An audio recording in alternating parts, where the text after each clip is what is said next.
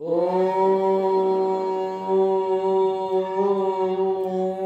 अज्ञानतिमिरान्धस्य ज्ञानाञ्जनशलाकया चक्षुरुन्मिलितं येन तस्मै श्रीगुरवे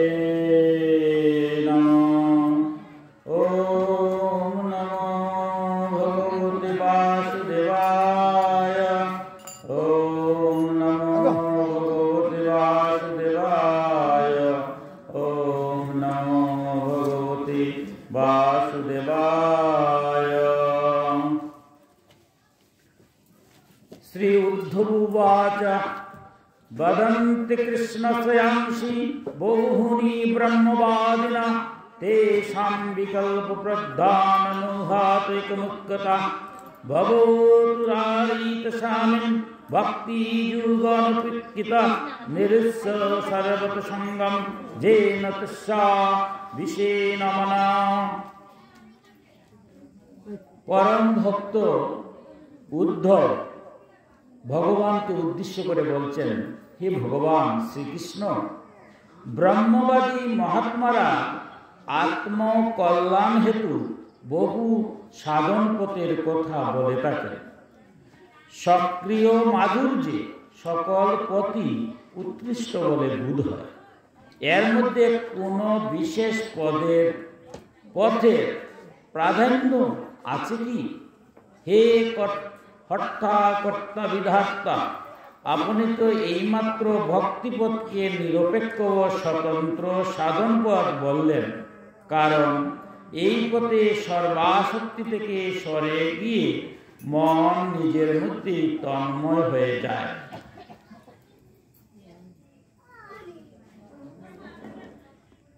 উদ্ধব মধুরভাবে ভগবান শ্রীকৃষ্ণকে প্রশ্ন করেছেন যে মহাত্মারা মুনি ঋষি যারা আছেন বেদকে ভিত্তি করে সেই তত্ত্ব কথাগুলা জগতের কল্যাণের জন্য, মঙ্গলের জন্য, আত্মকল্যাণ, নিজের কল্যাণের জন্য বিভিন্ন পথ, বিভিন্ন মতের দিয়েছেন। বিভিন্ন মতপথের কিন্তু আমরা সনাতন ধর্মে উপাসনা করতে পারি।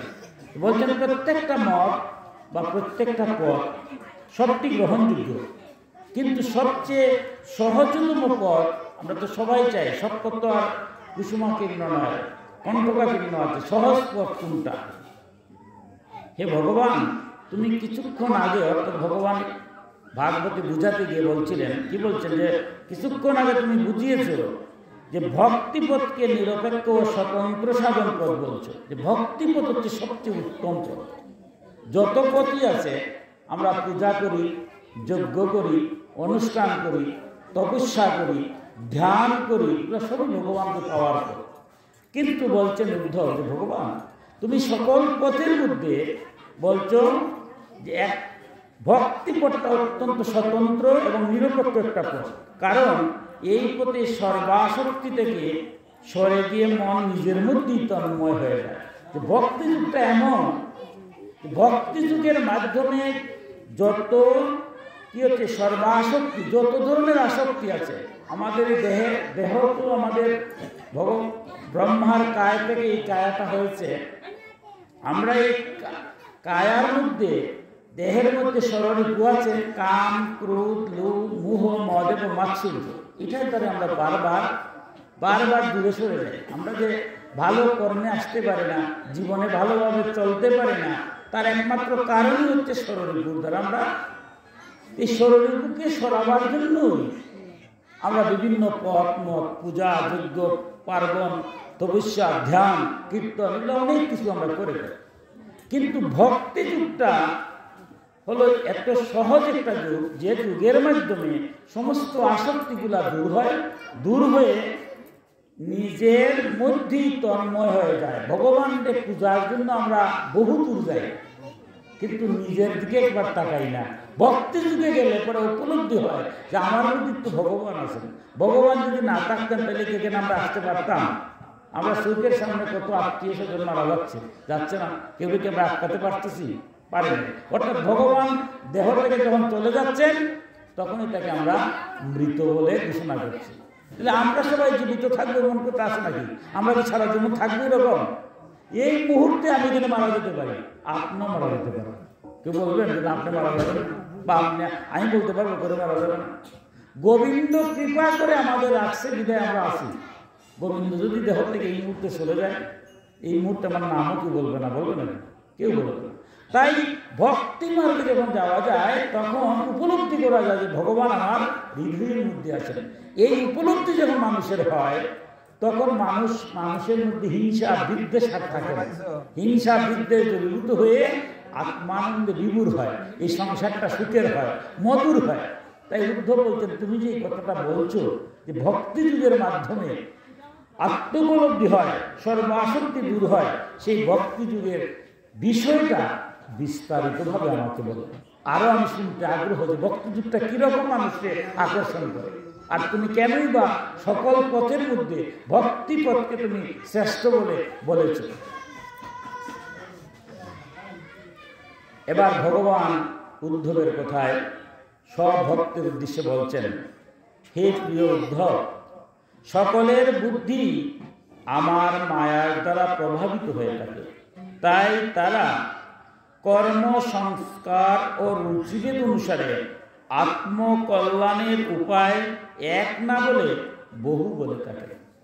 এই সংসারটা আমার যে আত্মশক্তি, সেটি হচ্ছে যুগমায়া বা মহামায়া। সেই মায়ার প্রভাবের দ্বারা মানুষ বিভিন্ন বিষয় সঠিকভাবে বুঝতে পারে না, বিধায় বিভিন্ন পথে তারা ধাবিত হয়, কিন্তু শেষ পর্যন্ত গিয়ে চূড়ান্তভাবে গিয়ে পৌঁছায় না। সব পথে ভগবানকে পাওয়া যায়, কোনো পথে পাওয়া যায় না তা না, কিন্তু প্রতিটা পথের শেষ প্রান্তে যেতে হবে। শুধু বলছেন কি কঠোর কথাটা বলছেন যে কর্মসংস্কার এবং রুচিবোধ, কর্মসংস্কার এবং দুটা, সবের সংস্কার সমান হয় না। আমরা 84 লক্ষ যোনি পরিভ্রমণ করে কিন্তু এই মানব জীবন পেয়েছি, দুর্লভ মানব জীবন। 80 লক্ষ যোনি হচ্ছে আমার ভোগ যোনি। এখান থেকে মুক্তির কোনো পথ নেই, শুধু কর্মের কারণে। দেখুন কত ভয়ঙ্কর সনাতন শাস্ত্র। ভালো কাজ করতে হবে, ধর্মকর্ম যাই করি, কর্ম যদি ভালো না করি আমার বারবার জন্ম হবে, বারবার মৃত্যু হবে, তাই শেষ না। 80 লক্ষ বার বলতে আগে জন্মই হবে আর মৃত্যু হবে, এখান থেকে কোনো মুক্তি নেই। কর্মের কারণে, কর্মের বন্ধন যাতে না হয়, তাই কর্ম সংস্কার হতে হবে।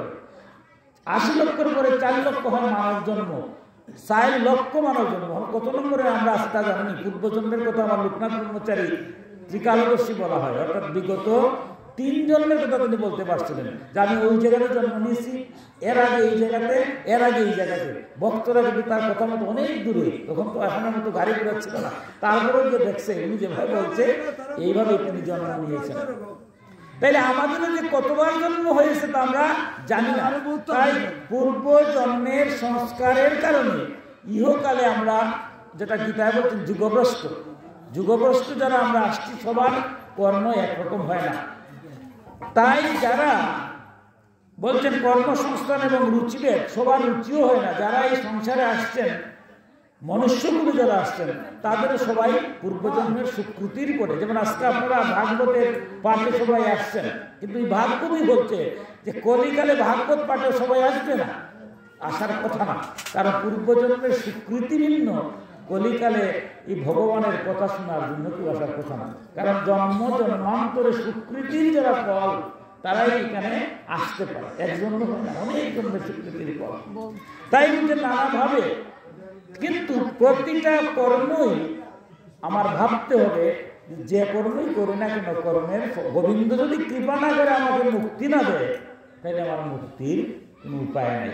কারণ আমরা বৃক্ষ জনম, এই যে 80 লক্ষ ভোগজনের মধ্যে আমার সনাতন ধর্মে দেখুন কত আগে, হাজার হাজার বছর আগে বলে গিয়েছে যে বৃক্ষ একটা প্রাণী। অনেক পরে স্যার জগদীশচন্দ্র বসু এসে বলছেন যে হ্যাঁ না, বৃক্ষ এক প্রাণ আছে, কিন্তু এর আগে কিন্তু আমাদের সনাতন শাস্ত্রে ভাগবত বলে গেছে 20 লক্ষ বার বৃক্ষ জন্ম হয়। এই যে বৃক্ষ, আশেপাশে বৃক্ষগুলা ভগবানের কথা শুনতে পাচ্ছে, কিন্তু দূর থেকে আসতে পারছে না বৃক্ষ। আমরা তো আজকে যেখানে ভগবানের নাম হয় যেতে পারে মানুষও, কিন্তু বৃক্ষ হলে যেতে পারে না।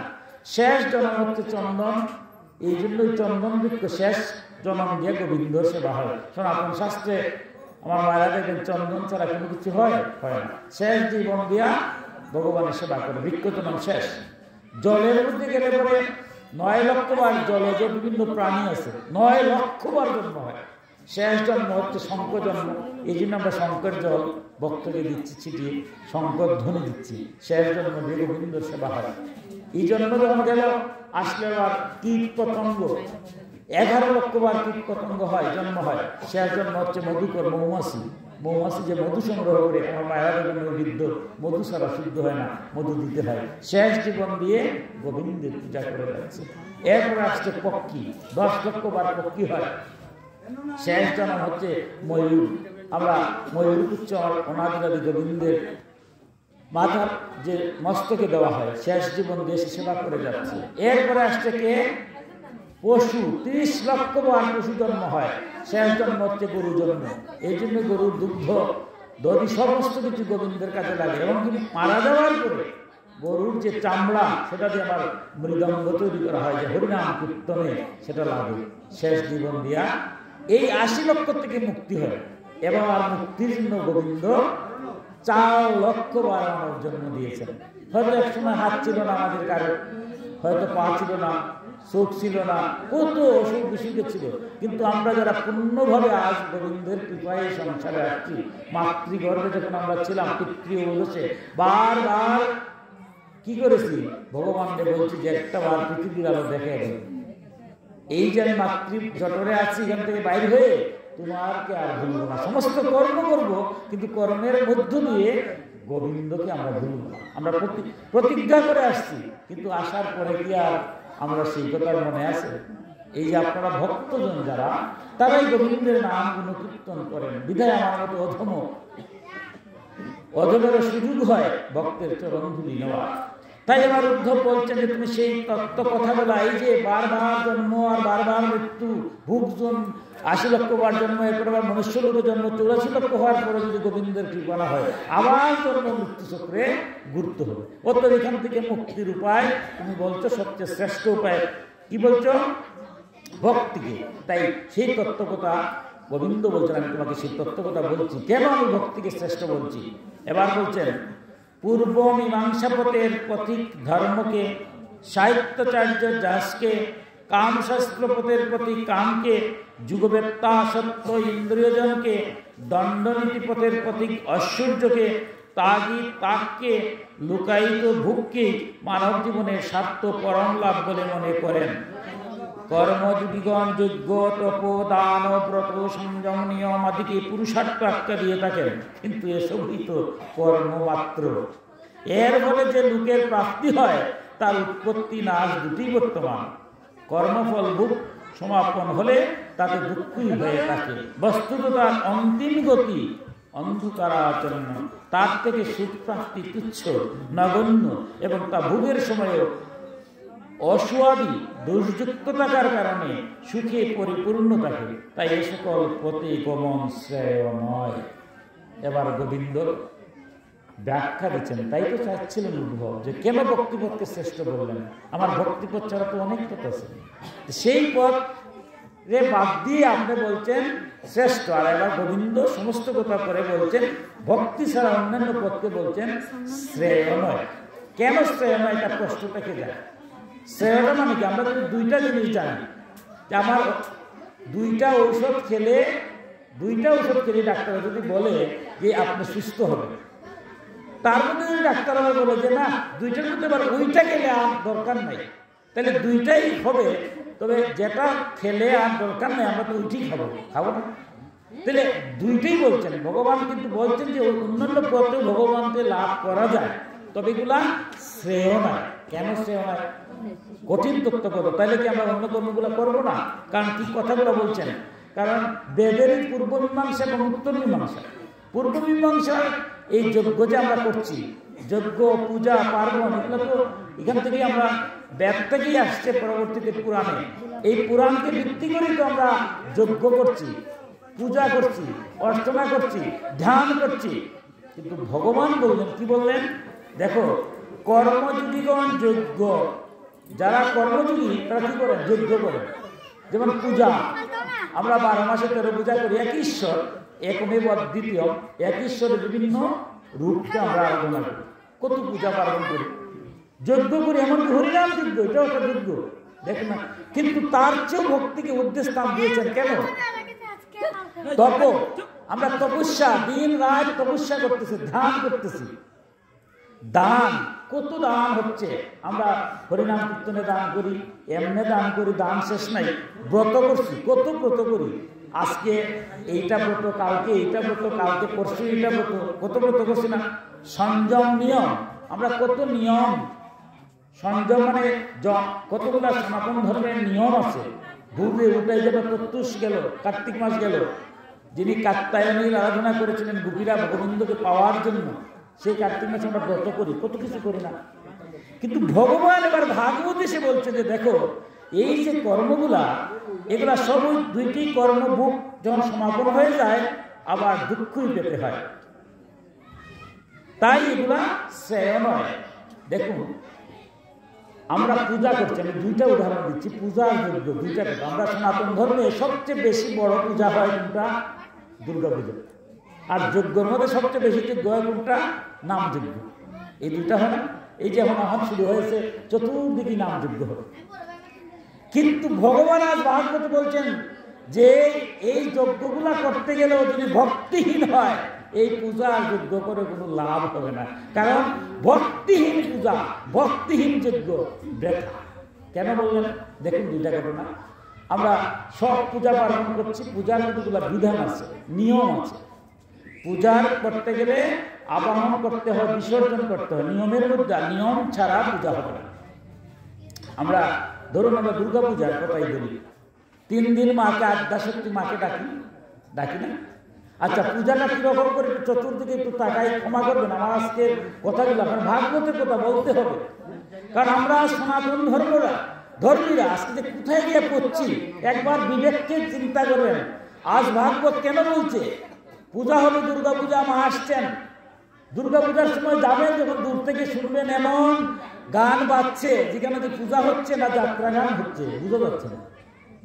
পূজাতে যাবেন, আমি নিজে দেখেছি, দুর্ভাগ্য আমার এই শ্রীমঙ্গলে নবমী পূজার দিন রাত 10টার সময় গিয়ে দেখছি পুরোহিত যজ্ঞ করতেছেন, আর পাশে এমনভাবে অশ্লীল নৃত্য করতেছে, সাউন্ড দিয়ে, কোনো চণ্ডী পাঠ নয়, চণ্ডীর গান নয়, এমনভাবে নৃত্য করতেছে। কারণ পুরোহিত বাধা দেওয়ার মতো ক্ষমতা নাই, বাধা দিলে তো আর পুরোহিত থাকতে পারবেন না। দুঃখ হয়, দুর্ভাগ্য হয়, দাঁড়ে দাঁড়ে ভিক্ষা করে আজ সর্বজনীন পূজা করা হয়। সর্বজনীন পূজা কি? সবার কাছ থেকে নিয়ে সবার মঙ্গলের লেগে। এখানে সভাপতি থেকে শুরু করে আমাদের অনেকগুলোই থাকে। তো পূজার অর্থটা কি? পূজা তো আপনার আপনার সকালবেলা সংকল্প হবে আমরা ভক্তি দিব, দেখা গেল আমার মতো ভক্তি দেওয়ার সময় নাই। দুপুরবেলা মায়ের ভুখ লাগবে, তখনও ভক্তি দেওয়ার সময় নাই। সন্ধ্যাবেলা যখন আরতি হয় তখনও মারে ভক্তি দেওয়ার সময় নাই। যজ্ঞ হচ্ছে, ওইদিকে নৃত্য, পূজার নৃত্য, অশ্লীল নৃত্য হচ্ছে, দুঃখ হয়। এটা কি আমার সনাতন? এই কি আমার পূজা? এর জন্য কি আমার মাকে ডাকছি? আমার মা কি করছে? মা তো যেন দৌড়িয়ে চলে যাবে। কিন্তু এগুলা কেন করছি? আমার ছেলেদেরকে আমি দোষ দেবো না, আমার তরুণ সমাজকে দোষ দেবো না, এটা আমার ব্যর্থতা। আমার ছেলে আমার মেয়েদেরকে সেভাবে মানুষ করতে পারে নাই। তাদেরকে যদি বুঝিয়ে বলতাম যেখানে যজ্ঞ হচ্ছে, আজ এটা পূজা, তোমরা পূজার গান আছে। আমাদের সনাতন ধর্মে হাজার লক্ষ বললে ভুল হবে, কোটি গান আছে, কোটি গান। এই যে মধুর কীর্তন একটু আগে করলেন না, একটু আগে তোমার আমার ভক্তরা এখানে কীর্তন করেছেন, আবার কীর্তন এখানে করবেন, কত মধুর কীর্তন আছে, শ্যামা সঙ্গীত আছে। কিন্তু এগুলো আমাদের পূজা পার্বণে বাজাইবার হয় না। আমরা এমন বাজনা বাজাই, এমন গান বাজাই যেগুলা শুনলে পরে নিজেরই ভাবতে অবাক লাগে, যেটা কি আমার সনাতন ধর্ম? আরতি হবে, কত মধুর আরতি। আমার মাকে আমার মহাপ্রভু ভাগবতে বলতে সর্বশ্রেষ্ঠ ভক্তি হচ্ছে হাত তুলা দিয়ে, আমার নাতা, নৃত্য কিন্তু তো সুজা না, ইচ্ছা করে নৃত্য করতে পারবেন না। পরমানন্দের সাথে যখন আপনি 2 হাত আনকন্ডিশনাল সিলিন্ডার হবেন, ভগবানকে যখন আনকন্ডিশনাল সিলিন্ডার হবেন, শর্তহীন, ভগবান কিছু নাই, তখন কি মানুষ বাহু তুলে নাচে? আমার মহাপ্রভু নাচছেন না, সেই নৃত্য করছেন না, সেই নৃত্য করবেন, সেই আরতি দেখাবেন। কিন্তু আজকে এমন নৃত্য হয় যে এখানে গেলে পরে মাহবুবকে নিয়ে যাওয়া যায় না। কেন? এই কি আমার পূজা? এই যে বলছেন, তাহলে ভক্তিহীন পূজা। পূজা করতে গেলে আমার জানতে হবে, পূজার পরিবেশ ঠিক রাখতে হবে।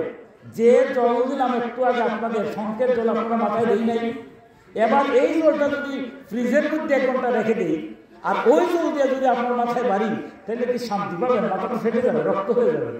একই জল পরিবেশের তারতম্যবশত কখনো কঠিন হয়, বরফ হয়, কখনো তরল হয় স্বাভাবিক, কখনো আমার মায়েরা যখন কেটলি দিয়ে পানি চুলায় বসান তখন কি হয়? বাষ্পকারে উড়ে যায়। ঠিক মনটাও পরিবেশের তারতম্যবশত কখনো কঠিন, কখনো তরল, কখনো বায়বীয় হয়। তাই পূজার পরিবেশটা সেইভাবে রাখতে হবে। পূজার যে নিয়ম নীতি আছে, তাই আমরা ঘুম থেকে পূজা যদি করতে হয় তার সমস্ত এনে ভগবানকে আরাধনা করতে হবে। সংকল্পের সময় সবাই প্রণাম করতে হবে। সকালবেলা যখন অঞ্জলি দেওয়া হয় সবাই অঞ্জলি দিতে হবে। দুপুরবেলা ভোগ দিলে ভোগের সময় প্রণাম করতে হবে। সন্ধ্যাবেলা আবার আরতি করতে হবে। কিন্তু কোনো কিছুরই সময় নাই, আমরা একটা উচ্ছৃঙ্খল জীবনযাপন করলাম, তাইলে কি পূজা হবে?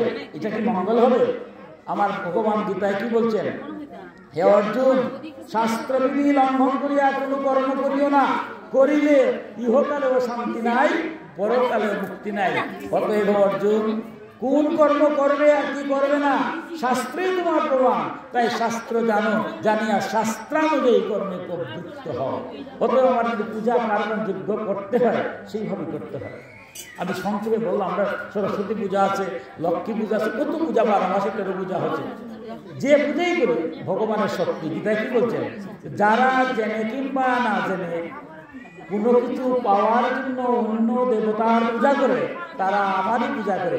যা কিছু পায় আমি তাদেরকে দিই, কারণ দেবতারা আমার শক্তি স্বরূপ। কারণ আমরা তো বহু ঈশ্বর বিশ্বাস করি না, এক ঈশ্বর।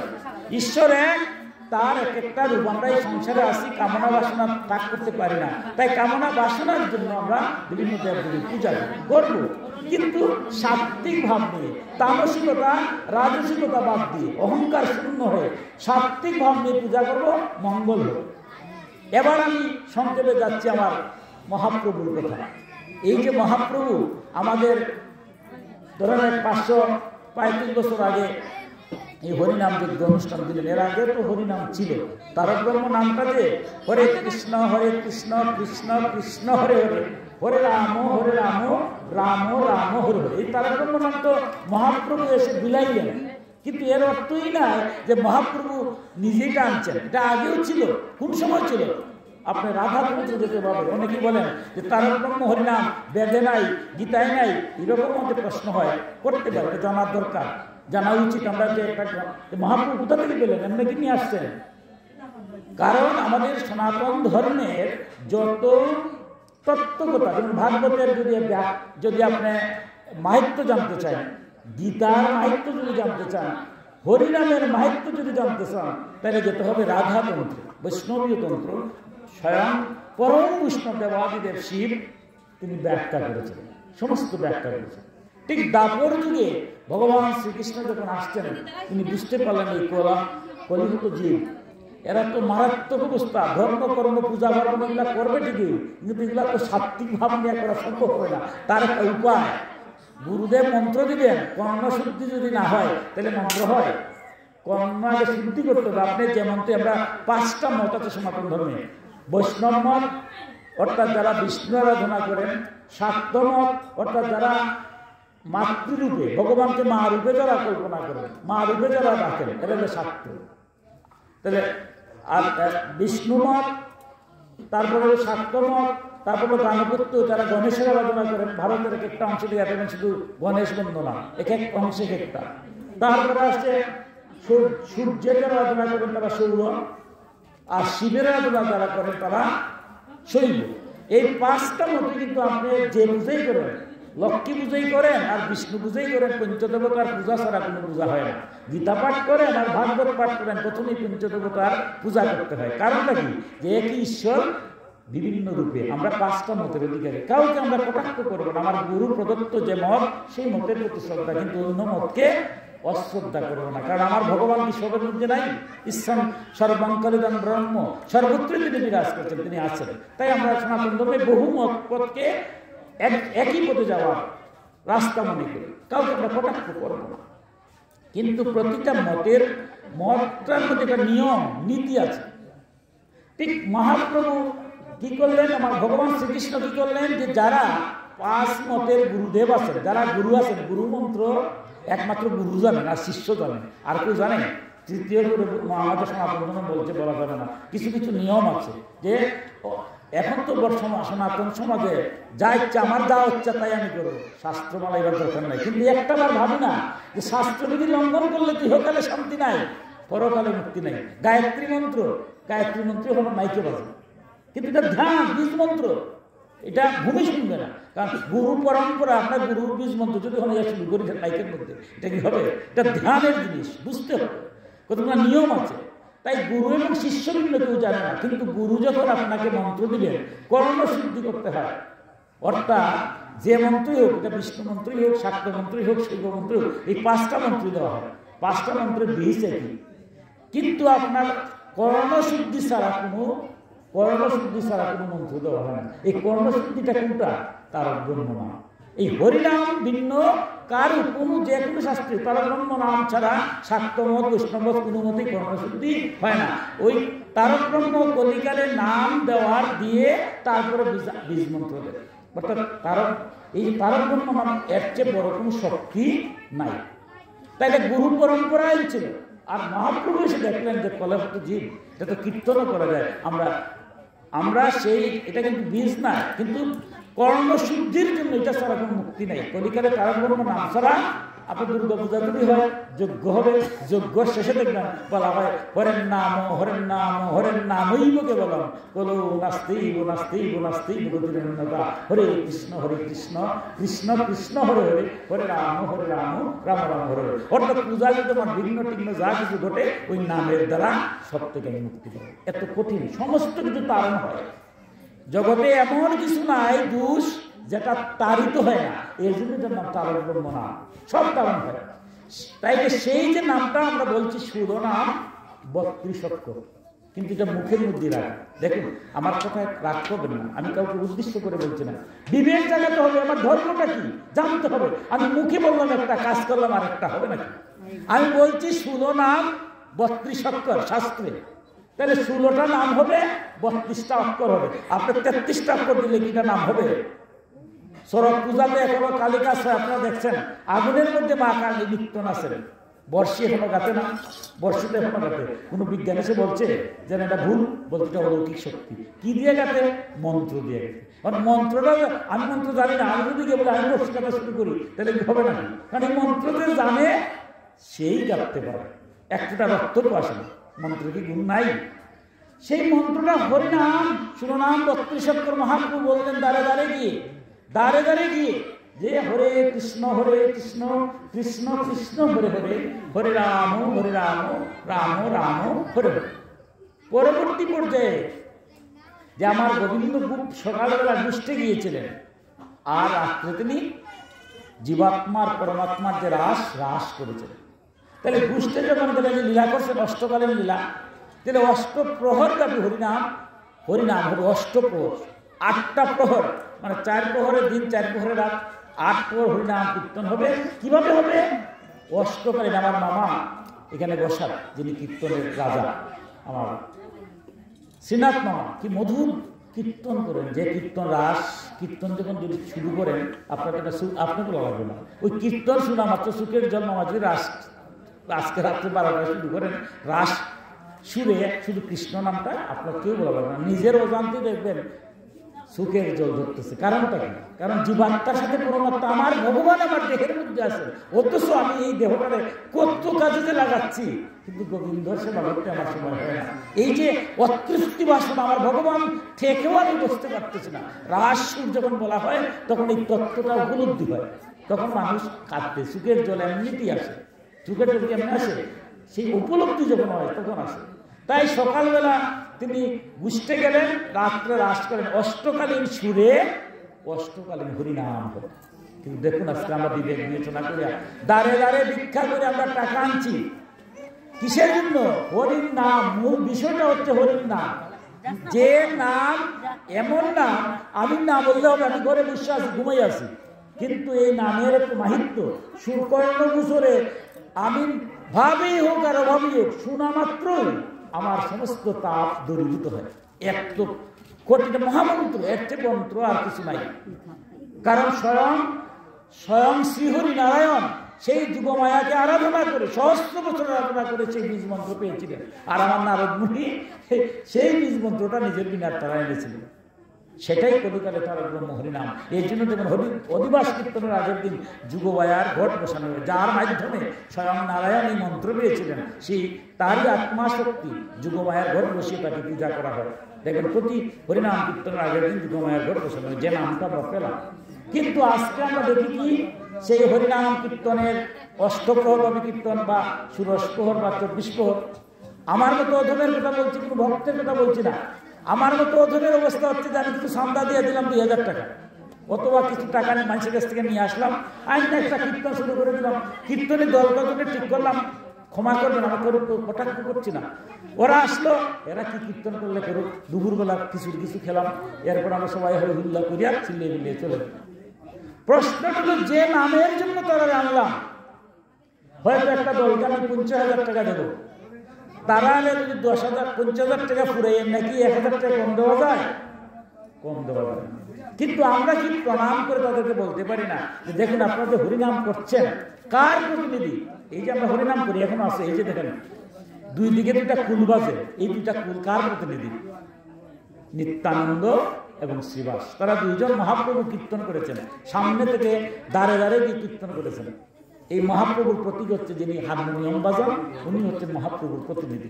দুইটা এই কীর্তনকে মধুর করা, মানুষের মনটা চঞ্চল, এই চঞ্চল মনটাকে রিপুর প্রভাব থেকে সংযত করার জন্য আমরা কুল করতাল বাজাই। তাই নিত্যানন্দ প্রভু এবং নিত্যানন্দ এবং গদাধর, শ্রীবাস নয় গদাধর, এরা দুইজনে কি করলেন? মহাপ্রভুর সাথে মৃদঙ্গ বাজালেন। আর শ্রীদত্ত আর শ্রীবাস তারা করতাল বাজালেন। এখনো কিন্তু আমরা আছে, আমাদের হরিনাম কীর্তনে যারা আসে দেখবেন দুইটা কুল থাকে, দুইটা করতাল থাকে। তাহলে দুইটা কুল হচ্ছে কে? নিত্যানন্দ আর গদাধর, দুইটা করতাল শ্রীবাস আর শ্রীদত্ত, আর হারমোনিয়াম যিনি উনি হচ্ছেন মহাপ্রভুর আদর্শ হরিনাম করছেন। তাদেরই নাম যখন হয়, আমার মহাপ্রভু কৃষ্ণ কৃষ্ণ বলতে অচৈতন্য হয়ে যান, কৃষ্ণ থাকতে পারেন নাই, কলিকালে কৃষ্ণ আসছেন, তাই মুরলী বাঁশি বাজান। এই যে পিছনে বাঁশি বাজায়, বাঁশি বাজায়কে স্বয়ং কৃষ্ণ সেটা কোনো উপস্থিত হয়। তাইলে আমার এই যে কীর্তনটা হয় দেখুন, স্বয়ং আমরা যে উপলব্ধি, নাটক করতে গেলেও একজন নাটক যারা করে নাই, যারা নাটকের অভিনয় করে, অভিনয়টা তো ফুটে তুলতে হবে। তাহলে আজকে তারা কার প্রতিনিধি? যারা হারমোনিয়াম বাজাচ্ছে ভাবতে হবে আমি মহাপ্রভু। মহাপ্রভু কিভাবে কীর্তন করেছেন, কতদিন হবে? তরুণী বা সহিষ্ণুনা অমানিনা মানতন কীর্তনা সদাহরি, তিনি এর মতো হীন। আমার মহাপ্রভু কয়টা 8টা শ্লোক বলেছেন। এই যে চৈতন্য চরিতামৃত এবং চৈতন্য ভাগবত আমরা বলছি, 8টা শ্লোক মাত্র মহাপ্রভু, আর বাদ বাকি সব হলো ভাগবতের সব শ্লোক গিয়া আর মহাপ্রভুর 8টা শ্লোক মিলে হয়েছে চৈতন্য ভাগবত, চৈতন্য চরিতামৃত। তার জীবনে 8টার মধ্যে একটা কি বলছে যে কীর্তন করতে গেলে দিনও হতে হবে। কিরকম দিনও? ঘাসের উপর দিয়ে হাঁটতে গেলে যেভাবে ঘাসে কিছু প্রতিবাদ করে না, বৃক্ষ যেমন কাটলে পরে সহ্যশীল হয়, যার কোনোদিন সম্মান নাই তারে যে কৃষ্ণ জ্ঞানে সম্মান করে, নিজের সম্মান কখনো দেখে না, সেই হরিনাম করতে পারে। তাহলে আমার যারা কুল বাজাচ্ছেন, যারা করতাল বাজাচ্ছেন, তারা তো বুঝতে হবে যে করতাল বাজান, করতাল শুনে গেলে এই কেন আমি আসি নাই, নামকে মধুর করার জন্য, যেমন নামটা মধুর হয় সেটার জন্য আমরা বসছি। কিন্তু আমরা দেখি কি মাঝে মাঝে দেখা গেল কীর্তনে দল আসছেন, ক্ষমা করবেন, খুব দুঃখ হয় এই কথাগুলো, কেন আমরা এগুলো ভাবলাম। কখনো দেখবেন ছায়াছবির গান বাজাচ্ছে, হয়তো কেউ বক্তব্য বলবেন যে আপনি ছায়াছবির গান বাজালে কি হলো, আপনি ছায়াছবির গান শুনবেন কেন? আরে আমি কি এরকম বক্তব্য নাকি যে ছায়াছবির গান শুনলে পরে আমি হয়ে যাবো একেবারে মধুর? আমার মন তো চঞ্চল, চঞ্চল মন থেকে তো আমি রিপুর প্রভাব থেকে মুক্তির জন্য আমি হরিনাম কীর্তনে আসছি। আমি তো ভালো মানুষ না, ভালো মানুষ হলে তো আর চিন্তাই নাই, আমি তো আসছি একটু ভালো মধুর কথা লেগে। এখন আমার গৌরব ঈশ্বর যদি ছায়াছবির গান শুনি আর হরিনাম কীর্তন গিয়ে যদি ছায়াছবির গানই শুনতে হয়, তাই আমার হরিনাম কীর্তন গিয়ে আমার লাভটা কি? এখন যন্ত্রসঙ্গীত কখনো দেবেন নাম একদম নাম বাদ হয়ে গেছে, কি হয়? যন্ত্রসঙ্গীত, বাহাদুরি, কার কতটুকু বাহাদুরি আছে, কখনো করতালের বাহাদুরি, কখনো মৃদঙ্গের বাহাদুরি। এটা কি হরিনাম? কখনো আবার টাকা দেওয়া হয়, ভালো বাজাচ্ছে টাকা দিই, এটা কি টাকা যাত্রা গান? আমরা এটা কি সনাতন ধর্ম? আমরা কেন এগুলো করলাম? আমার মহাপ্রভু কি এর জন্য আমাদের দিলেন অপাত্র দান করলেন? আমরা দেখুন কত দুঃখ হয়, কষ্ট হয়, আমার কোথায় রাগ করবেন না। আমি ইয়েতে গেলাম, ইসকনের যে প্রধান মায়াপুরে, কি অবাক লাগে, ইসকনের যারা ইংরেজরা তারা বাংলা কথা বলতে পারে না। তাদেরকে যখন হাত দূর করবেন, যদি বাংলায় কথা বলেন, তারা ইংলিশে তো বেশিরভাগ কথা বলে, বাংলা অনেকেই পারে না, বলে এ গৌর গৌর, মানে কি গৌর ভাষা, বাংলায় কথা বলছি, কি শ্রদ্ধা করে যে গৌর ভাষা, মানে গৌরাঙ্গ মহাপ্রভুর ভাষা হচ্ছে বাংলা, তো আমরা বাংলায় কথা বলছি, তারা প্রণাম করে গৌর ভাষা। চিন্তা করে অবস্থা। আর তারা ইংলিশে কথা বলে, তারা কি মধুর কৃষ্ণ নাম, তারা যে কৃষ্ণ নাম বলে, আমরা দেখবেন, আমার কথা না, আমার একটা ইউটিউব চ্যানেল আছে নৈমিষারণ্য, আপনারা দেখেন, আমার সাথে কতজন আসে, অনেকেই আসেন, ইউটিউব একটা গ্রুপও আছে, নৈমিষারণ্য গেলেই পাবেন গ্রুপও। তো আমি দেখি অবাক কারবার, সেই ইংরেজরা কথা বলতে পারে না বাংলায়, কিন্তু কি মধুর হরে কৃষ্ণ কৃষ্ণ কৃষ্ণ হরে হরে, হরে রাম রাম রাম হরে হরে, চোখ শুধু নাম 32 স্পষ্ট করে কথা বলে। আর আমি বাংলার মহারাজ হয়ে আমরা কি করলাম, এবার কখনো বলছি হরে, বলতে বলতে কত নাম কত অক্ষর হলো তার হিসাব নেই। এটা মহামন্ত্র, এটা যজ্ঞ, বুঝতে হবে। আমার সুর থাকবে, অষ্টগানের সুর হবে। আমার মামাই কীর্তন করেন না? করেন। আমাদের কত আধ্যাত্মিক সুর আছে সনাতন ধর্মে, কি অষ্টগানের সুর তো অনেকে পারে না, ভাবলাম বাদ দেন, কিন্তু আধ্যাত্মিক সুরের প্রভাব আছে, কত কীর্তন হয়। আধ্যাত্মিক সুরে যখন কীর্তন হবে, আপনার মনটা স্থির হবে।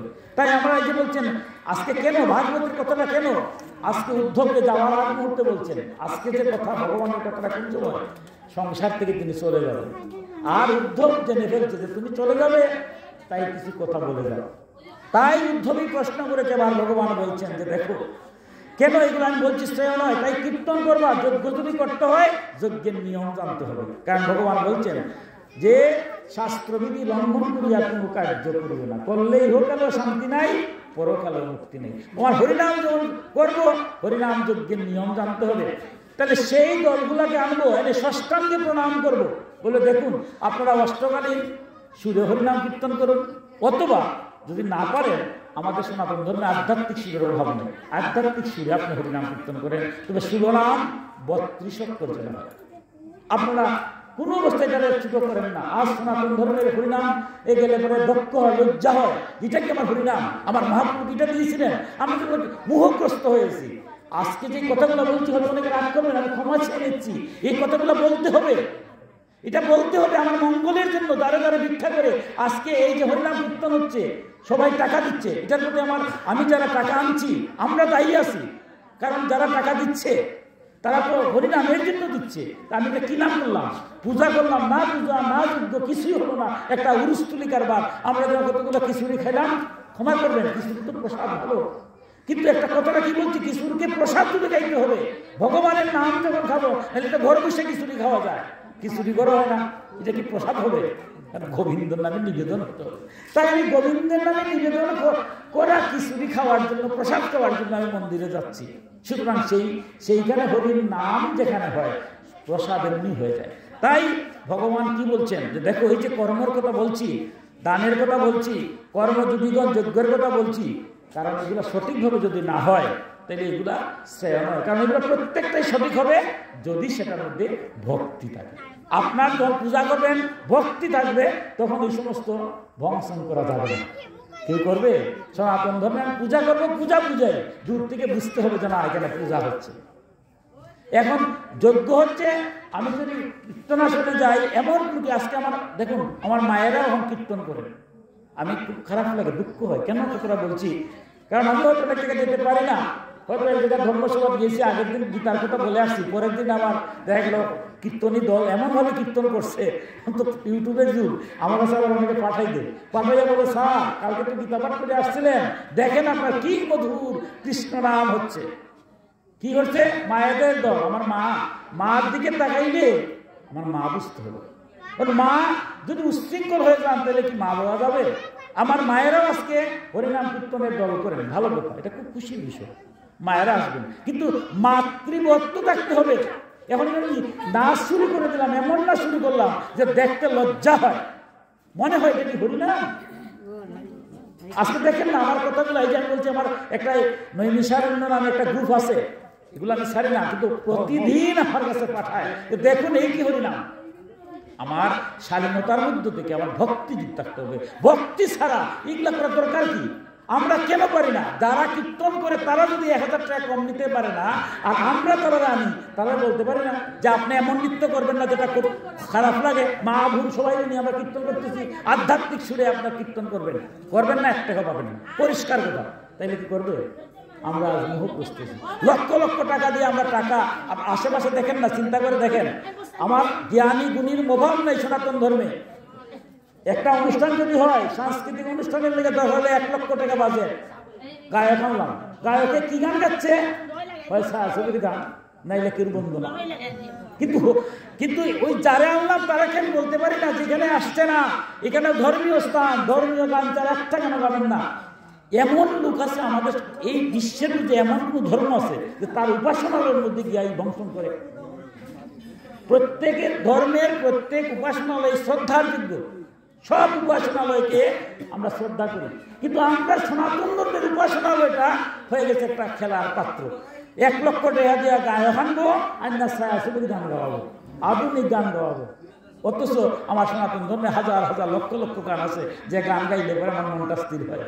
আমরা এই যে টাকা দিয়ে আনছি, এরা তো আমরাই আনছি, এই অপরাধটা কার? কেন আমার মনে দুঃখ? এই যে ভগবান বলছেন এই কারণেই আমাদের দুঃখ এবং কষ্ট হয়। কেন আমার মঙ্গল হচ্ছে না? এত যজ্ঞ করি, এত পূজা করি, করার পরে তো ঘরে ঘরে অশান্তি।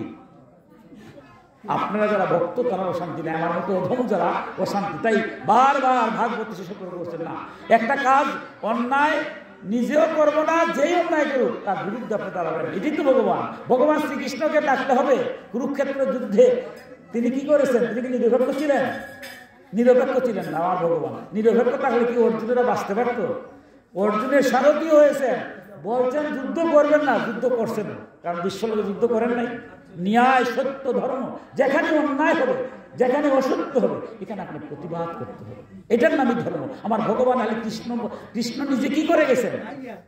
এই যে আমরা বৃন্দাবন লীলা করি, এগুলা কত 7 বছর 9 বছরের পরে উনি চলে গেছেন, 125 বছর ছিলেন, সারাটা জীবন শুধু ন্যায় সত্য ধর্মের জন্য কাজ করে গেছেন।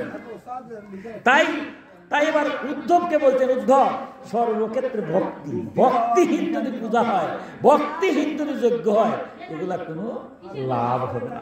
তাই এবার বলছেন, হে প্রিয় উদ্ধব, যেসব দিক থেকে প্রত্যাশা বিরহিত, অর্থাৎ যার কোনো কর্ম বা কর্মফলের প্রয়োজনীয়তাই নেই, এবং যে নিজে অন্তঃকরণকে সর্বতভাবে আমাকে সমর্পণ করেছে, আমার পরমানন্দস্বরূপ উপস্থিতি তার আত্মরূপে স্ফুরিত হতে শুরু করে, বিষয় লোলুপ প্রাণী কখনো এই সুখানুভূতি পেতে সক্ষম হয় না। তাই বলছেন, উদ্ধব, যারা আমাকে আত্মসমর্পণ করেছে, পূজা যজ্ঞ যাই করবে, যখন আত্মসমর্পণ করবে, আপনি যখন আত্মসমর্পণ করবেন, তখন আপনি উপলব্ধি করবেন যে ভগবান আমার মধ্যে আছেন। আমি যে একটা কাজ করতেছি, এই কাজ কেউ দেখুক না, তাই ওদেরকে মাপতে পাবো আমার হৃদয়ের মধ্যে ঈশ্বর আছেন না। আমি কোনো খারাপ কাজ যদি করা যায়, গোবিন্দ আমার হৃদয়ে আছে। তাই ভক্ত যারা আপনারা এই উপলব্ধি করে কখনো অন্যায় কোনো কাজে লিপ্ত হন না। এবং বলছেন তারাই কি করে, এই ভক্তির জন্য তারা যে আনন্দ উপলব্ধি করে, এই জগতে আর কেউ সেই আনন্দ। হরিনাম কীর্তন দেখুন, এখনো কিন্তু হরিনাম কীর্তন সঠিকভাবে হচ্ছে না, অনেক জায়গায় হচ্ছে, কোনো জায়গায় সমস্যা হচ্ছে। যে জায়গাতে সঠিকভাবে হরিনাম হচ্ছে, দেখবেন এখানে প্রেমটি আলাদা।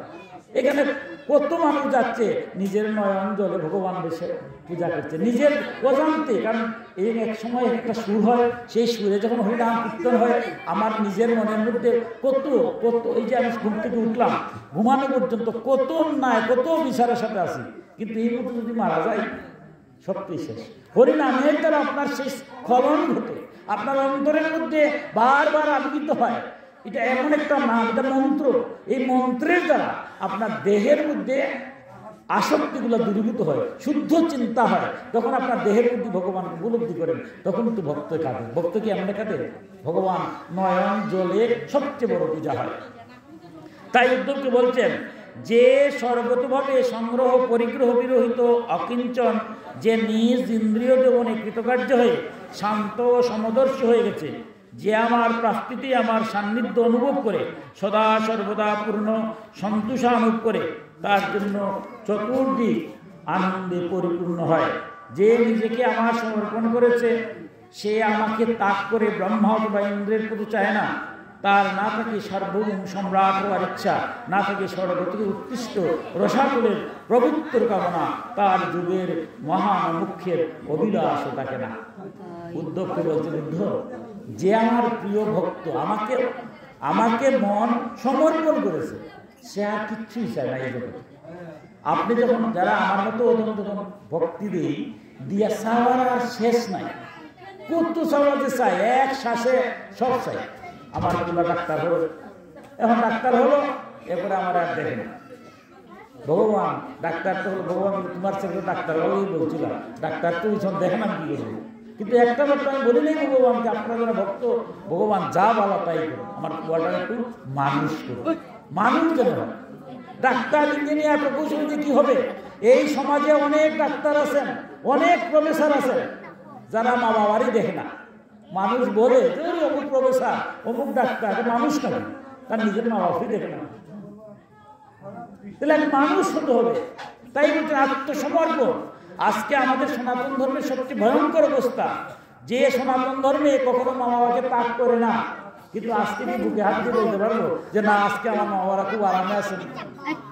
আজ আমি অনেক শিক্ষিত হয়েছি, মাস্টার ডিগ্রি পাস করেছি, প্রফেসর হয়েছি, ইঞ্জিনিয়ার হয়েছি, বড় ব্যবসায়ী হয়েছি, পিএইচডি ধারে নিয়েছি। আমার স্ত্রীও অনেক বড় জ্ঞানী, পিএইচডি নিয়েছেন। আমার সংসারে আমার জায়গা হয়, আমার স্ত্রীর জায়গা হয়, আমার পুত্রের জায়গা হয়, আমার কন্যার জায়গা হয়।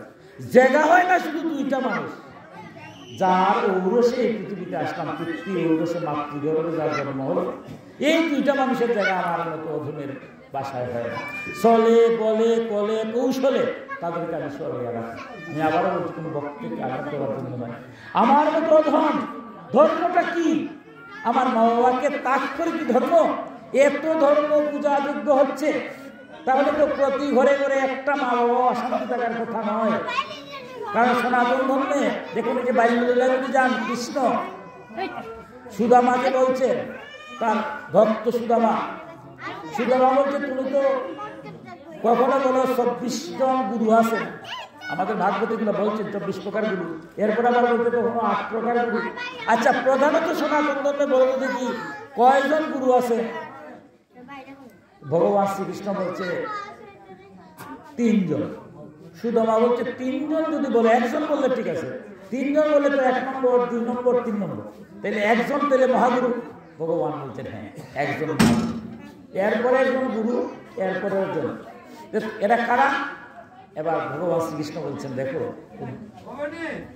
সুদামা, এই জগতে সব মহাগুরুকে, প্রথম গুরুকে, মহাগুরু হচ্ছেন পিতা মাতা, পিতা এবং মাতা দুইজনকে সনাতন ধর্মে এক করা হয়। আর বৈবাহিক মন্ত্রে আমার বাবার মা যখন বৈবাহিক মন্ত্রে আবদ্ধ হয়েছিলেন, উভয়ের হৃদয় এক হয়েছিল, তাই মা আর বাবা এক। তাই সনাতন ধর্মে প্রথম গুরু হচ্ছেন মা বাবা, এই জন্য সনাতন ধর্মে মহাগুরু বলে। মা বাবাকে যদি মারা যায় বলবে মহাগুরু নিপাত হয়েছে, মহাগুরু মা বাবা। 2 নম্বর হচ্ছে যে অহণ্ড মণ্ডলাকারং ব্যাপ্তং যেন চরাচরম তদ্বদং দর্শিতং যেন তস্মিং শ্রী গুরুবে নমঃ। যিনি পরম ব্রহ্ম, বিশ্ব ব্রহ্মাণ্ডে যিনি পরিব্যাপ্ত, সেই পরম ব্রহ্মের পথ যিনি দেখান, তিনি হচ্ছে গুরুদেব। গুরু যদি আমাদের দেখাতেন না পরম ব্রহ্মরে, তাইলে কি আমরা গুরুকে জানতে পারতাম, ভগবানকে জানতে পারতাম? গুরুর কৃপা ভিন্ন ভগবানকে জানা হয় না। তাই আমরা যত পূজা অর্চনা যুদ্ধ করি, প্রথমেই গুরুকে পূজা করি, অর্থাৎ ভুল ভ্রান্তি যা হয় গুরুদেব আমাকে রক্ষা করেন গুরুর মাধ্যমে। তাই যেমন আজকে কেন অনুষ্ঠান হচ্ছে, এই যে কেন অনুষ্ঠান হচ্ছে, কাউকে প্রণাম করা যাবে না, কারণ ভগবানের মন্দির যদি থাকে, এখানে কিন্তু প্রণাম কেউ করা যায় না। গোবিন্দের মন্দিরে গিয়ে প্রণাম নিষেধ। একমাত্র প্রণাম করা যায় কারে? গুরুদেব। এই যে আমার আজকে কাকুর বাড়িতে আজকে ওনার গুরুদেব আসছেন, পরম ভাগ্যবান। গুরু যেখানে থাকেন বৃন্দাবন, এটা আজকে বৃন্দাবন হয়েছে, কারণ স্বয়ং ছকাইদর আখড়ার যিনি মহান্ত অনন্ত মহান্তজি আসছে গুরুদেব, গুরু আসা মাত্র এই বাড়িটা হয়ে গেছে বৃন্দাবন ধাম, গুরু। তাই একমাত্র দেবতার মন্দিরেও প্রণাম একমাত্র কারে করা হয়? গুরুদেবকে। কারণ গুরুর মাধ্যমে আমি পরম ব্রহ্মকে দেখি, আর গুরু ছাড়া কাউকে প্রণাম করা যায় না। তাই ভগবানের আগে গুরুর স্থান। কিন্তু এবার উদ্ধব বললেন, উদ্ধব নয়, আমার ভগবান শ্রী সুদামা প্রশ্ন করছেন, আচ্ছা ঠিক আছে, ভগবানের আগে পরম ব্রহ্মর আগে গুরুদেবকে পূজা করব, গুরুদেবের মাধ্যমেই ঈশ্বরে পাবো, ঠিক আছে, এটা মানলাম। কিন্তু তুমি তো তার আগে প্রথমেই বলে দিছো মহাগুরু মা বাবা, তার সর্বোচ্চ স্থান তুমি দিলে, এটা কিরকম? এবার দেখুন কি মধুর কথা ভগবান শ্রীকৃষ্ণ বলছেন যে দেখো সুদামা, এই দেহটা আমরা কোথা থেকে পেলাম? এই যে মনুষ্য দেহটা ৮০ লক্ষ ভুগজুনি করার পরে সেই যে আত্মাটা আকাশস্থ নিরালম্ভ বায়ুভূত নিরাশ্রয় ঘুরতেছে, একজন ভক্ত পিতৃ ঔরসে মাতৃগর্ভে সে আত্মাটা প্রবেশ করবে। কখন করবে? আত্মাটা ঘুরতেছে, যে আত্মাগুলো ঘুরতেছে আমরা কর্মফলের দ্বারা, পিতৃ ঔরসে মাতৃগর্ভে যখন মাংসপিণ্ড, মায়ের রক্ত, মাংস, মজ্জা, অস্থি দিয়ে মাংসপিণ্ডটা তৈরি হয়, তখন অনাদিরাদি গোবিন্দের পরমাত্মার অংশ জীবাত্মা আমার মাতৃগর্ভে দিয়ে প্রবেশ করে।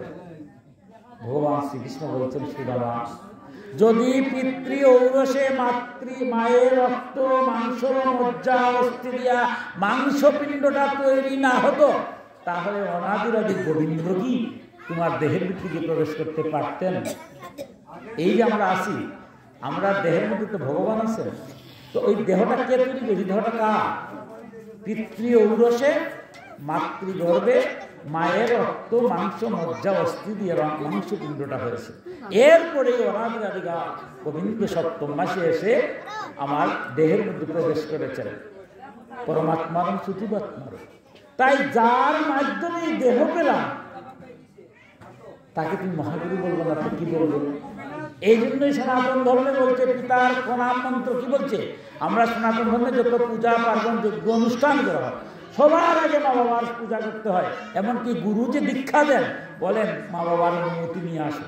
কারণ গুরু তত্ত্বে গিয়ে দেখেন, গুরু বিজ্ঞানে বিশ্লেষণ করেছেন, গুরু গেলেই আপনাকে দীক্ষা দিতে পারেন না, দেন না, নিয়ম নাই, শাস্ত্রের বিধান। মা বাবাকে প্রণাম করে মা বাবার আজ্ঞা নিয়ে আসো, তারপরে গুরু দীক্ষা দেন।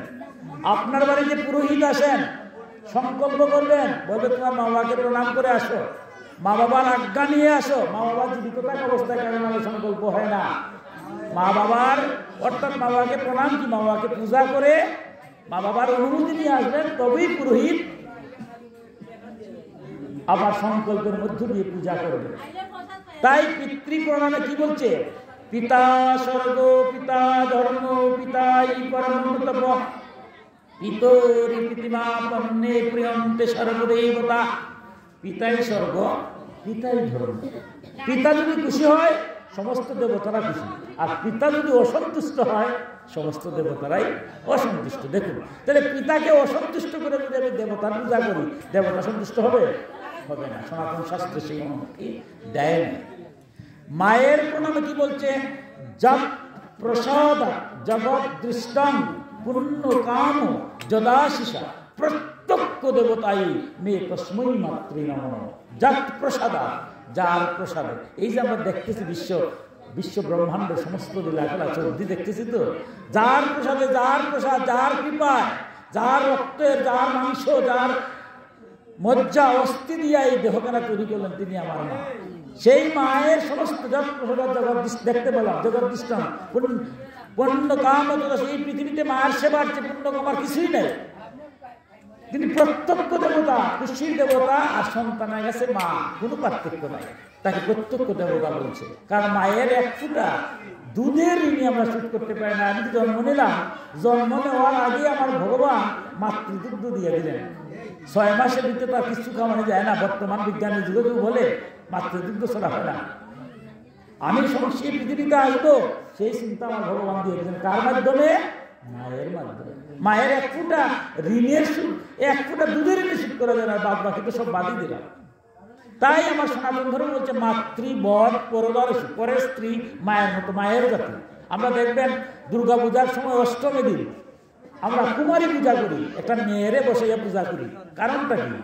ছেলেরা হইতে পারতাম, মাতৃঋণ শোধ করা যায় না। তাই মাতৃ জাতিকে যদি একটু সম্মান করা হয়, আমার বিবেকানন্দ বলছেন, যে জাতি নারী জাতির সম্মান করে না, যে জাতিতে নারী জাতির পূজা নাই, সেই জাতি কশ্মিনকার উন্নতি করতে পারে না। সনাতন ধর্মের কথা, কারণ মাতৃজাতি। তাই আমরা কখনো সনাতন ধর্মে মাতৃ জাতি হিসাবে মায়ের জাত, এই কারণে আমরা সম্মান করি, কারণ মায়ের প্রতি শ্রদ্ধা দেখাতে গিয়ে প্রতিটা নারীর প্রতি আমরা শ্রদ্ধা দিই। তাই কোনো অবস্থাতেই মা বাবার সেবা না করে গোবিন্দের সেবা করা যাবে। লোকনাথ ব্রহ্মচারীর জীবনে আপনারা পড়েছেন, অতি সংক্ষেপে বলছি, একটা জায়গায় গিয়ে বলছেন যে আমরা যে পূজা পার্বণ করি এরপরে আহুতি দিই, যজ্ঞ করি না, আগুন দিয়া পুরোহিতে যজ্ঞ করেন, তো আহুতি বলি বা যজ্ঞ বলি। তো যজ্ঞের শেষে কি হয়? আগুন দাউ দাউ করে, ওটার মধ্যে আমরা ঘি দিই, আরো দাউ দাউ করে, তখন আমরা যজ্ঞের পূর্ণাহুতি কলা বা নারকেল দিই। এবার লোকনাথ ব্রহ্মচারী বলছেন যে যজ্ঞের মাঝে পূর্ণাহুতি দেওয়া হবে, আগুন নাই, ছাই আছে। এবং ছাইয়ের মধ্যে যদি মূল্যবান ঘি, প্রচুর পরিমাণ, টিনের পর টিন ঘি দিলেন, এবার কি পূর্ণাহুতি দেওয়া যায়? ছাইয়ের মধ্যে ঘি ডাললে যেভাবে পূর্ণাহুতি হয় না, মা বাবার সেবা ছাড়া যদি গোবিন্দের পূজা হয়, বিষ্ণু পুরাণে গিয়ে স্বয়ং গোবিন্দ বলছেন, আমি সেই পূজা গ্রহণ করি না। তাহলে মা বাবার পূজা করতে শাস্ত্র জানতে হবে। মা বাবার পূজা না করে, সেবা না করে গোবিন্দের পূজা দিলে সেই গোবিন্দ পূজা গ্রহণ করেন না। তাই আজকে উদ্ধবকে সেই কথাটাই বলছেন, দুর্গঠন কথা, যে সনাতন ধর্মের যে বিষয়টা আছে, আমরা গারস্থ আশ্রমে আছি, গারস্থ আশ্রমের বিষয়গুলো আমার জানতে হবে। বিষয় জেনে আমার কর্তব্য কর্ম সব করবো, কিন্তু ভক্তি মার্গে গিয়ে। যখন আমি ভক্তি মার্গে গিয়ে কাজগুলা করব, তখন সংসারের কোনো কাজে মা বাবার প্রতি সেবা, সন্তানের প্রতি লালন পালন সব করবো, কিন্তু ভক্তি যুগের মাধ্যমে গোবিন্দকে হৃদয়ে স্থান দিয়ে যখন কর্ম করব, সেই কর্ম আর কর্ম থাকবে না, সেটা কর্ম যোগ্য হয়ে যাবে। এবার কি বলছেন? হে উদ্ধব, যোগ সাধনা, জ্ঞান, বিজ্ঞান, ধর্মানুষ্ঠান, জপ, শাস্ত্রপাঠ এবং তার তপস্যা আমাকে লাভ করতে তেমন সমর্থ নয়। দেখুন, সমর্থ নয় পুরোপুরি বলছেন না, কথার মাঝে একটা ভাগবতের ভাষাটা খেয়াল করুন। কি বলছেন? হে উদ্ধব, যোগ সাধনা। দেখুন, যোগ সাধনা কি? আমরা যারা গারস্থ আশ্রমে আছি, আপনারা যারা আছেন, অর্থাৎ সংসার ধর্ম পালন করেন, মা বাবার সেবা করেন, স্বামী থাকলে স্বামীর সেবা করেন, স্বামী হলে স্ত্রীর প্রতি দায়িত্ব নেন, সন্তান জন্ম নিলেই হলে সন্তানকে মানুষ করতে হবে, এটা আমার কর্তব্য। সংসারের মধ্যে ভাই বোন বাতিজা যারা আছে তারার প্রতি আমার দায়িত্ব আছে, সমাজের প্রতি আমার দায়িত্ব আছে, দেশের প্রতি আমার দায়িত্ব আছে, সবার মঙ্গল, জীবনে মানুষের জগতের কল্যাণই দেবে। কিন্তু গারস্থ আশ্রম, এই গারস্থ আশ্রম থেকে শ্রেষ্ঠ বলছেন। এরপরে কি বলছেন? যে যুগ সাধনা, গারস্থ আশ্রম ত্যাগ করে আমি যুগ সাধনা করলাম, সংসার করবো ত্যাগ করে যুগ সাধনা করলাম। জ্ঞান বিজ্ঞান, অনেক জ্ঞানী আমি হলাম, কর্ম যদি আমার জ্ঞান, আমার কাজের মধ্যে আমার প্রমাণ করতে হবে। জ্ঞান আমি অনেক, গীতা মুখস্থ করলাম, ভাগবত আস্থা মুখস্থ করে ফেললাম, বেদ পুরাটাই পারি, কিন্তু আমার নিজের মা বাবারই সেটা করি না। তাই না? আমার জ্ঞান মুখস্থ আর গীতা মুখস্থ করে কোনো আমার লাভ হবে? তাই বলছে এই যে জ্ঞান বিজ্ঞান ধর্মানুষ্ঠান, আমরা ধর্মানুষ্ঠান করছি, দেখুন এগুলো কি বলছে? ভক্তি ছাড়া যদি হয় বিপদ। ধর্ম অনুষ্ঠান করি, আমরা পূজা করবো, যজ্ঞ করবো, কেন করবো? আমার এই সংসারের ন্যায়, সত্য এবং ধর্ম পথে চলার জন্য আমরা কি করছি? এরপরে বলছি তার তপস্যা, শাস্ত্রপাঠ, জপ, ধ্যান। দেখুন, আমরা জপ করি, আমরা মালা জপ করি না, আমরা মালা দিই তো, গলায় তো মালা দিই, তিলক দিই, কিন্তু সবগুলোই বলছেন সব হলো বহিরাঙ্গ। এগুলোর মূল অর্থ হচ্ছে ভগবানকে ভক্তি, আপনার হৃদয়ে স্থান দেওয়া। যেমন আমি আজকে মালা দিচ্ছি, তিলক দিছি, আচ্ছা দেখুন কত কঠিন কথা শাস্ত্রে। মালা তিলক কেন দিছি? আমার গুরুদেব তো নিজ নিজ গুরু যেভাবে দেন, কেন দিচ্ছেন মালা? যেমন দীক্ষার পরে গুরুদেব একটা মালা দেন, ঠিক না? আমরা অন্য হয়তো তিলক সবসময় দিই না, আপনারা যারা ভক্ত সবসময় তিলক দেন, আমার মতো ওদের সবসময় দিই না, কিন্তু অনুষ্ঠানে গেলে তো আমি না দিয়া গেলেও দেখবেন নিয়ম হচ্ছে সনাতন ধর্মে কোনো অনুষ্ঠান করতে গেলে আপনি তিলক দিতে হবে। যেই আপনি প্রবেশ করবে একটা তিলক দিয়ে দেয় আপনার কপালে, এটা নিয়ম। কারণটা, যখন আমাকে মালা দিলেন গুরুদেব, দিয়া বললেন দেখো বাবা তোমার মালা দিলেন, মালাটা কেন? বন্ধন করা। এই সংসারে যা কিছু ঘটে সব মাথার দ্বারা।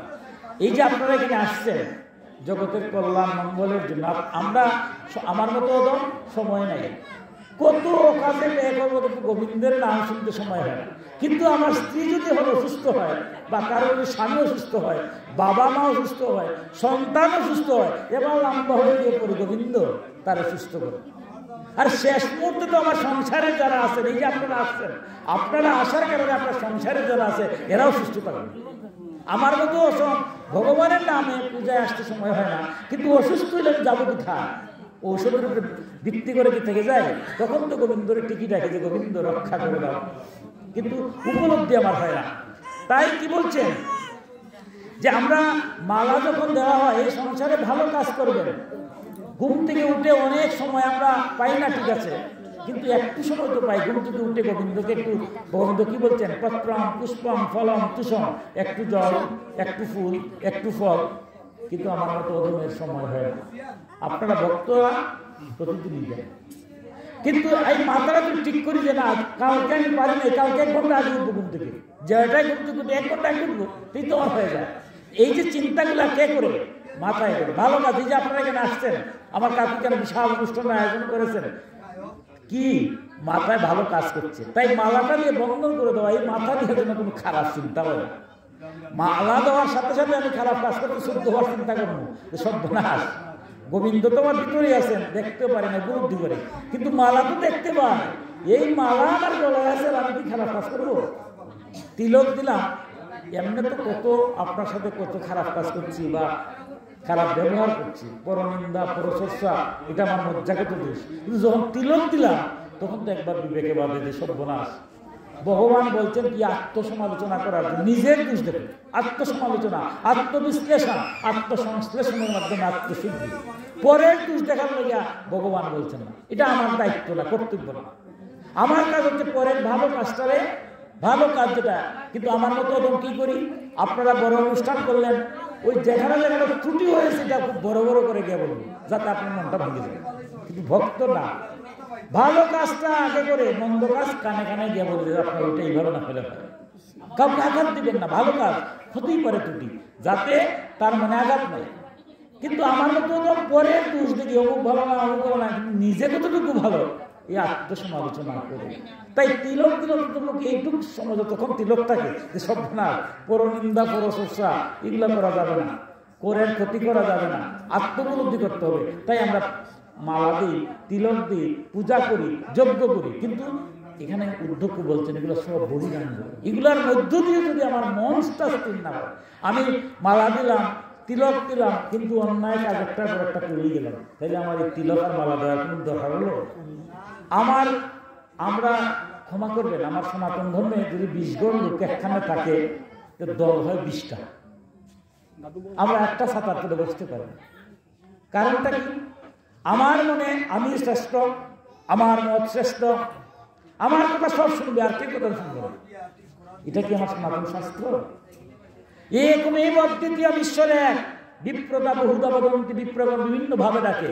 তাইলে আমার প্রতিটা মত প্রতি শ্রদ্ধা, আমরা পূজা পার্বণ সব করি, তাইলে কারো নিন্দা করা সনাতন ধর্মে করেন, আমরা এক থাকবো। আমার মহাপ্রভু কি বলছেন? যত্র যত্র নেত্র পরে তত্র তত্র কৃষ্ণ স্ফুট। আচ্ছা, যেখানে যেখানে আমার চোখ যায়, সেখানে যেখানে আমি কৃষ্ণ দেখি। এখন কেউ যদি তিলক না দেয়, মালা না দেয়, তাকে আমি কটাক্ষ করতে পারি? কটাক্ষ করতে পারি, এটা তার গুরুদেবের বিষয়।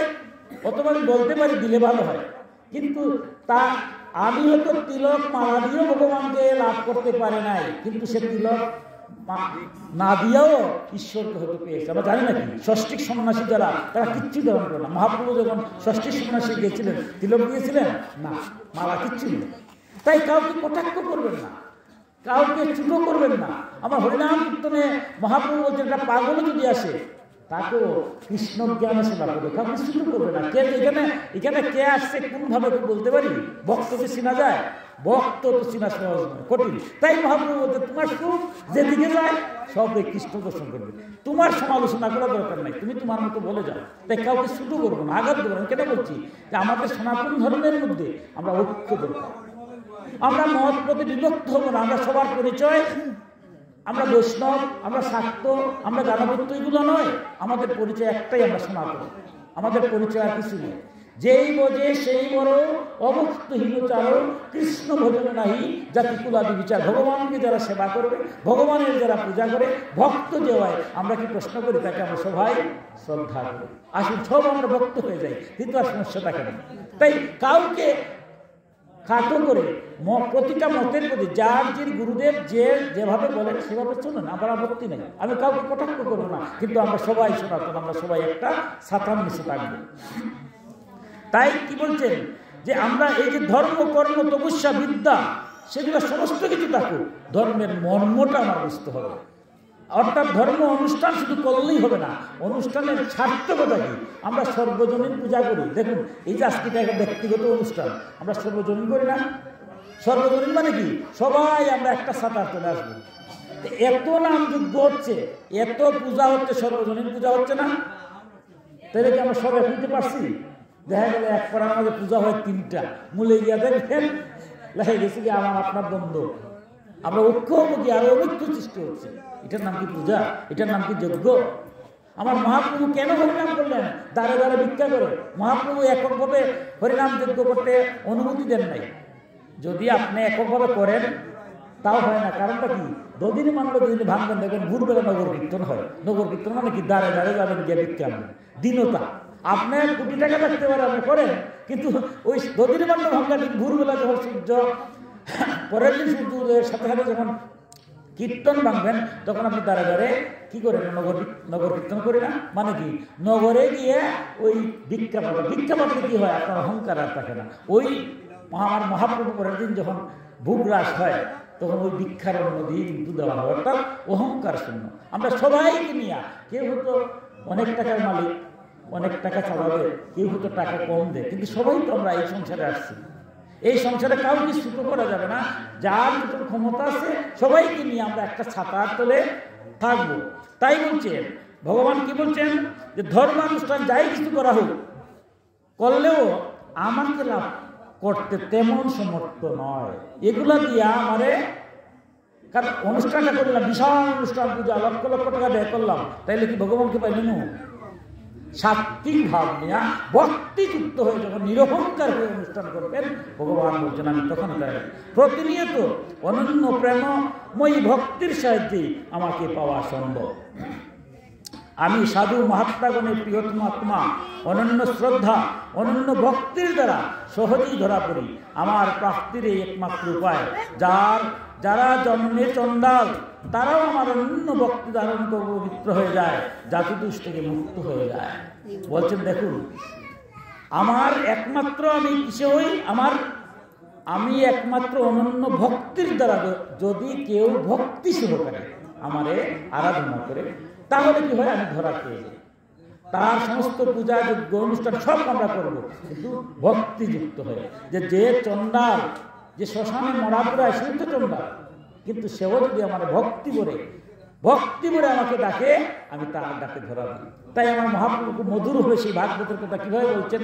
এই ভাগবতের কথাগুলো নিয়েই কিন্তু চৈতন্য চরিতামৃত মহাপ্রভুর কথা। চণ্ডাল চণ্ডাল নহে যদি কৃষ্ণ ভজে, বিপ্র বিপ্র নহে যদি কৃষ্ণ তেজে, যেই বোঝে সেই বড় অভক্তহীন চারো, কৃষ্ণ ভজনে নাহি জাতি কুলার বিচার। আমি কোন কুলে জন্ম নিলাম এটা আমার পরিচয় নয়, এটা পূর্বজন্মের স্বীকৃতির ফল। কিন্তু ইহজন্মে যদি আমি কর্মবালা না করি, তাহলে কি লাভ হবে? তাই বলছেন আমাকে যারা ভক্তিযুক্তভাবে আমার ডাকে, আমি সেই ডাকে সাড়া দিই। আমার উত্তম ভক্তের লক্ষণ শুনে রাখো। প্রেমে গতগত বাণী হওয়া, চিত্ত দ্রবণ হেতু ক্রমাগত আমার দিকে প্রবাহিত হওয়া, ক্ষণিকের বিরাম রহিত রুদন, আবার মাঝে মধ্যে হঠাৎ ঝিকঝিক করে হেসে ওঠা, কোথায় আবার লজ্জা ভুলে উচ্চকণ্ঠে গান গাওয়া, কোথায় আবার নৃত্য করতে থাকা, ভ্রাতা উদ্ধব আমার এরূপ ভক্ত শুধু নিজেকে নয়, সমস্ত জগৎকে পবিত্র দেয়। যেমন অগ্নি সমর্পণে কাঞ্চন কলুষ ত্যাগ করে পরিশুদ্ধ হয়, নিজ বাস্তব শুদ্ধরূপে ফিরে আসে, তেমনিভাবে আমার ভক্তিযুগের দ্বারা আত্মা কর্ম বাসনাস্থল থেকে মুক্ত হয়ে আমাকেই প্রাপ্ত করে, কারণ আমি তার বাস্তব শ্রবণ। আমরা সময় শেষ পর্যায়ে আর যাবো না, শেষ করে নেব অনেক অনুষ্ঠান আছে, কি কথাটা বলছেন দেখুন, যে দেখুন আমার যে উত্তম ভক্ত তার দেখবেন, দেখলে কি ভাবেন, তার উত্তম ভক্তের লক্ষণ বলছেন, যে আমার যে উত্তম ভক্ত যারা আমাকে ভক্তি মার্গে আমাকে পূজা করে তার লক্ষণ বলছে শুনুন। তারা দেখবেন মাঝে মাঝে প্রেমে গদগদ বাণী হওয়া, মাঝে মাঝে দেখবে তারা ভগবানের কথা বলতে বলতে গদগদ হয়ে যায়, মানে একদম অন্যদিকে কোনো বিষয় বাসনায় থাকে না। ভগবানের নাম যখন হয়, যখন আপনারা এখানে আসেন, আপনারা ভক্তরা আসেন বলে আমার ক্ষণিকের জন্য, কিন্তু এই যতক্ষণ আপনারা সামনে আসি বিষয় বাসনা থাকে না, কোথায় আসি জানেন না, এই যে গদগদ অন্য মনস্ক হয়ে যাওয়া। আর কি বলছেন, চিত্ত দ্রবণ হেতু ক্রমাগত আমার দিকে প্রবাহিত হওয়া।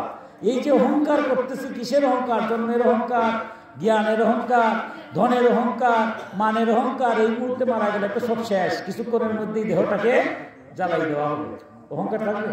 তাই ভক্ত যারা সেই চিন্তা করতে করতে দ্রবীভূত হয়ে যায়, তার মধ্যে আর কোনো অহংকার থাকে না কখনো। তাই কখনো আবার তারা কি করে, বিরাম রহিত রুদন করে। মাঝে মাঝে দেখবেন ভক্তরা নিজের অজান্তে যখন তার উপলব্ধি হয় এই সংসারে আসলাম, মনুষ্যকুলে মাতৃগর্ভে প্রার্থনা করে আসলাম, কিন্তু কি করলাম এই জগতে এসে, খালি সময় নাই করলাম, কিন্তু গোবিন্দের জন্য জগতের জন্য আমি কি করতে পারলাম, কিছু করলাম না। তারা কি করে, রুদন করে, কাঁদে। মাঝে মাঝে আবার হেসে উঠে, যখন আবার ভগবানের নাম গুণ কীর্তন করে এবার আনন্দে আত্মহারা হয়ে হাসতে থাকে, পরমানন্দে হাসে। আবার কখনো কখনো নৃত্য করে। দেখুন এই যে ভাগবতের কথা বলছিলাম, আপনি যখন পরম ভক্তি হবেন তখন আমার বাহ্যিক জ্ঞান আর থাকে না, নৃত্য। এই যে আমার কাকু আসছেন, পরম ভক্ত আসছেন, কীর্তন করতে করতে দেখবেন নিজেই জানেন না নৃত্য করছেন, দুই বাহু তুলে কাঁদতেছেন। কারণটা কি, তন্ময় হয়ে যায়, আমার ভগবান আর আমি আলাদা থাকে না। এই যে ভাবটা, এই ভাবটা বললেই কি হয় না। তখন আপনি ভক্তির দ্বারা উপলব্ধি করবেন, ভক্তির দ্বারা ভগবানকে আরাধনা করবেন, তখন দেখবেন আপনার উপলব্ধি হবে, তখন আপনি নৃত্য করতে পারবেন। মহাপুরুষই নৃত্য করেছেন, আমরা নৃত্য হচ্ছে সর্বোচ্চ স্তর। তাই বলছিলাম যে হরিনাম কীর্তন যারা করেন তারা নৃত্য করবেন, সেই নৃত্য করবেন যে মহাপ্রভুর নৃত্য, যে নৃত্য দেখলে পরে আমার মনটা স্থির হয়ে যায়। কোনো অশ্লীল নৃত্য করবেন না, যেটা এই জগৎটাকে ধ্বংস করবেন না, নিজে ধ্বংস হবেন, আমিও ধ্বংস হবো, আপনিও ধ্বংস করবেন, সব ধ্বংস হবে। কারণ হরিনাম কীর্তনে যারা আসেন তারা তো এই সংসারে, এই টাকাটা না সংসারেই লাগান, দুষ্ট হবে, বিবেক জাগাতে হবে। কেরকম আঘাত দিয়ে কথা বলছে না, আমাদের পরিবেশ ঠিক রাখতে হবে। তাই বলছেন আমার এই ভক্ত শুধু নিজেকে নয় সমস্ত জগৎকে পরিব্যক্ত করে। এই যে ভক্ত যারা, তারা সমস্ত জগৎ, যেভাবে অগ্নি সমর্পণে কাঞ্চন, আগুনের মধ্যে যদি সোনা কিন্তু নষ্ট হয় না, দীর্ঘদিন মাটির নিচে থাকলেও সেই সোনাটা যদি আগুনের মধ্যে দেন কিছুক্ষণের মধ্যে আবার সোনার রংটা পেয়ে যায়। তাই বলছেন এইরকম ভক্ত যারা, এই ভক্ত দ্বারা আমিও, দেখুন আমরা তো আমার পদকর্তারা গান খালি ভগবানের গুণ কীর্তন, কিন্তু ভগবানে কি বলছে গেছে যে আমিও সেই ভক্তের চরণধুলি পাওয়ার ভক্ত পাবে ভগবানের চরণধুলি। আমরা তো সারা জীবনে কি পেয়ে আসছি, আর ভাগবত দেশে ভগবান বলছে যারা এইরকম ভক্ত নাম গুণগান দিয়ে এই সংসার জগৎকে সুন্দর মধুময় করছে, আমার নাম গুণকীর্তন গাচ্ছে, যারা সংসার জন্ম পালন করছে, সব ঠিক আছে, সেই ভক্ত চরণধুলি নেওয়ার জন্য আমিও লালায়িত। আমার ভক্তরা কি কীর্তন করে না, আমার কাকুরা, ভক্ত আমার মাতা পিতা, ভক্ত আমার গুরু, ভক্তই আমার নাম দিয়েছে বাঞ্ছা কল্পতরু। আমরা এদিকে যাব না, শেষ করা যাবে না ভক্তকে, আজকে শেষ করবো একটা গল্পের মাধ্যমে। আমি যখন প্রথমে আসছিলাম, আমার এই কাকু অত্যন্ত মধুরভাবে আমার উদ্ধবের ভক্তির কথা বলছি, কিন্তু আমার কাকু যখন আসছিলেন একটা আসার পরে একটা কথা বলছেন, সেই সুদামার কথা, যে ভক্ত সুদামা, আমি তো কিছুই পারি না, ভক্ত সুদামা, সেই সুদামা স্বয়ং শ্রীকৃষ্ণ নিজে সুদামার পাও ধুতে বললেন। আর যে যোগ্য যখন হবে, স্বয়ং শ্রীকৃষ্ণ যুধিষ্ঠিরকে বললেন যে তুমি সব কাজ বাটলা, হ্যাঁ, আমাকে কোনো কাজ করতে দেবে না। সব ভগবান তুমি আবার কি কাজ করবে, যজ্ঞ হরিনাম যজ্ঞ, দেখুন এই যে যজ্ঞ হয়, পূজা হয়, কিছু একটু করতে হয়। এই দেহটা নিয়ে আসছি তো, যে কোনো মুহূর্তে যদি প্যারালাইজড হয় বলতে পারবেন মাথা প্যারালাইজড হবে না, এই মুহূর্তে প্যারালাইজড হলে আটকাও শেষ।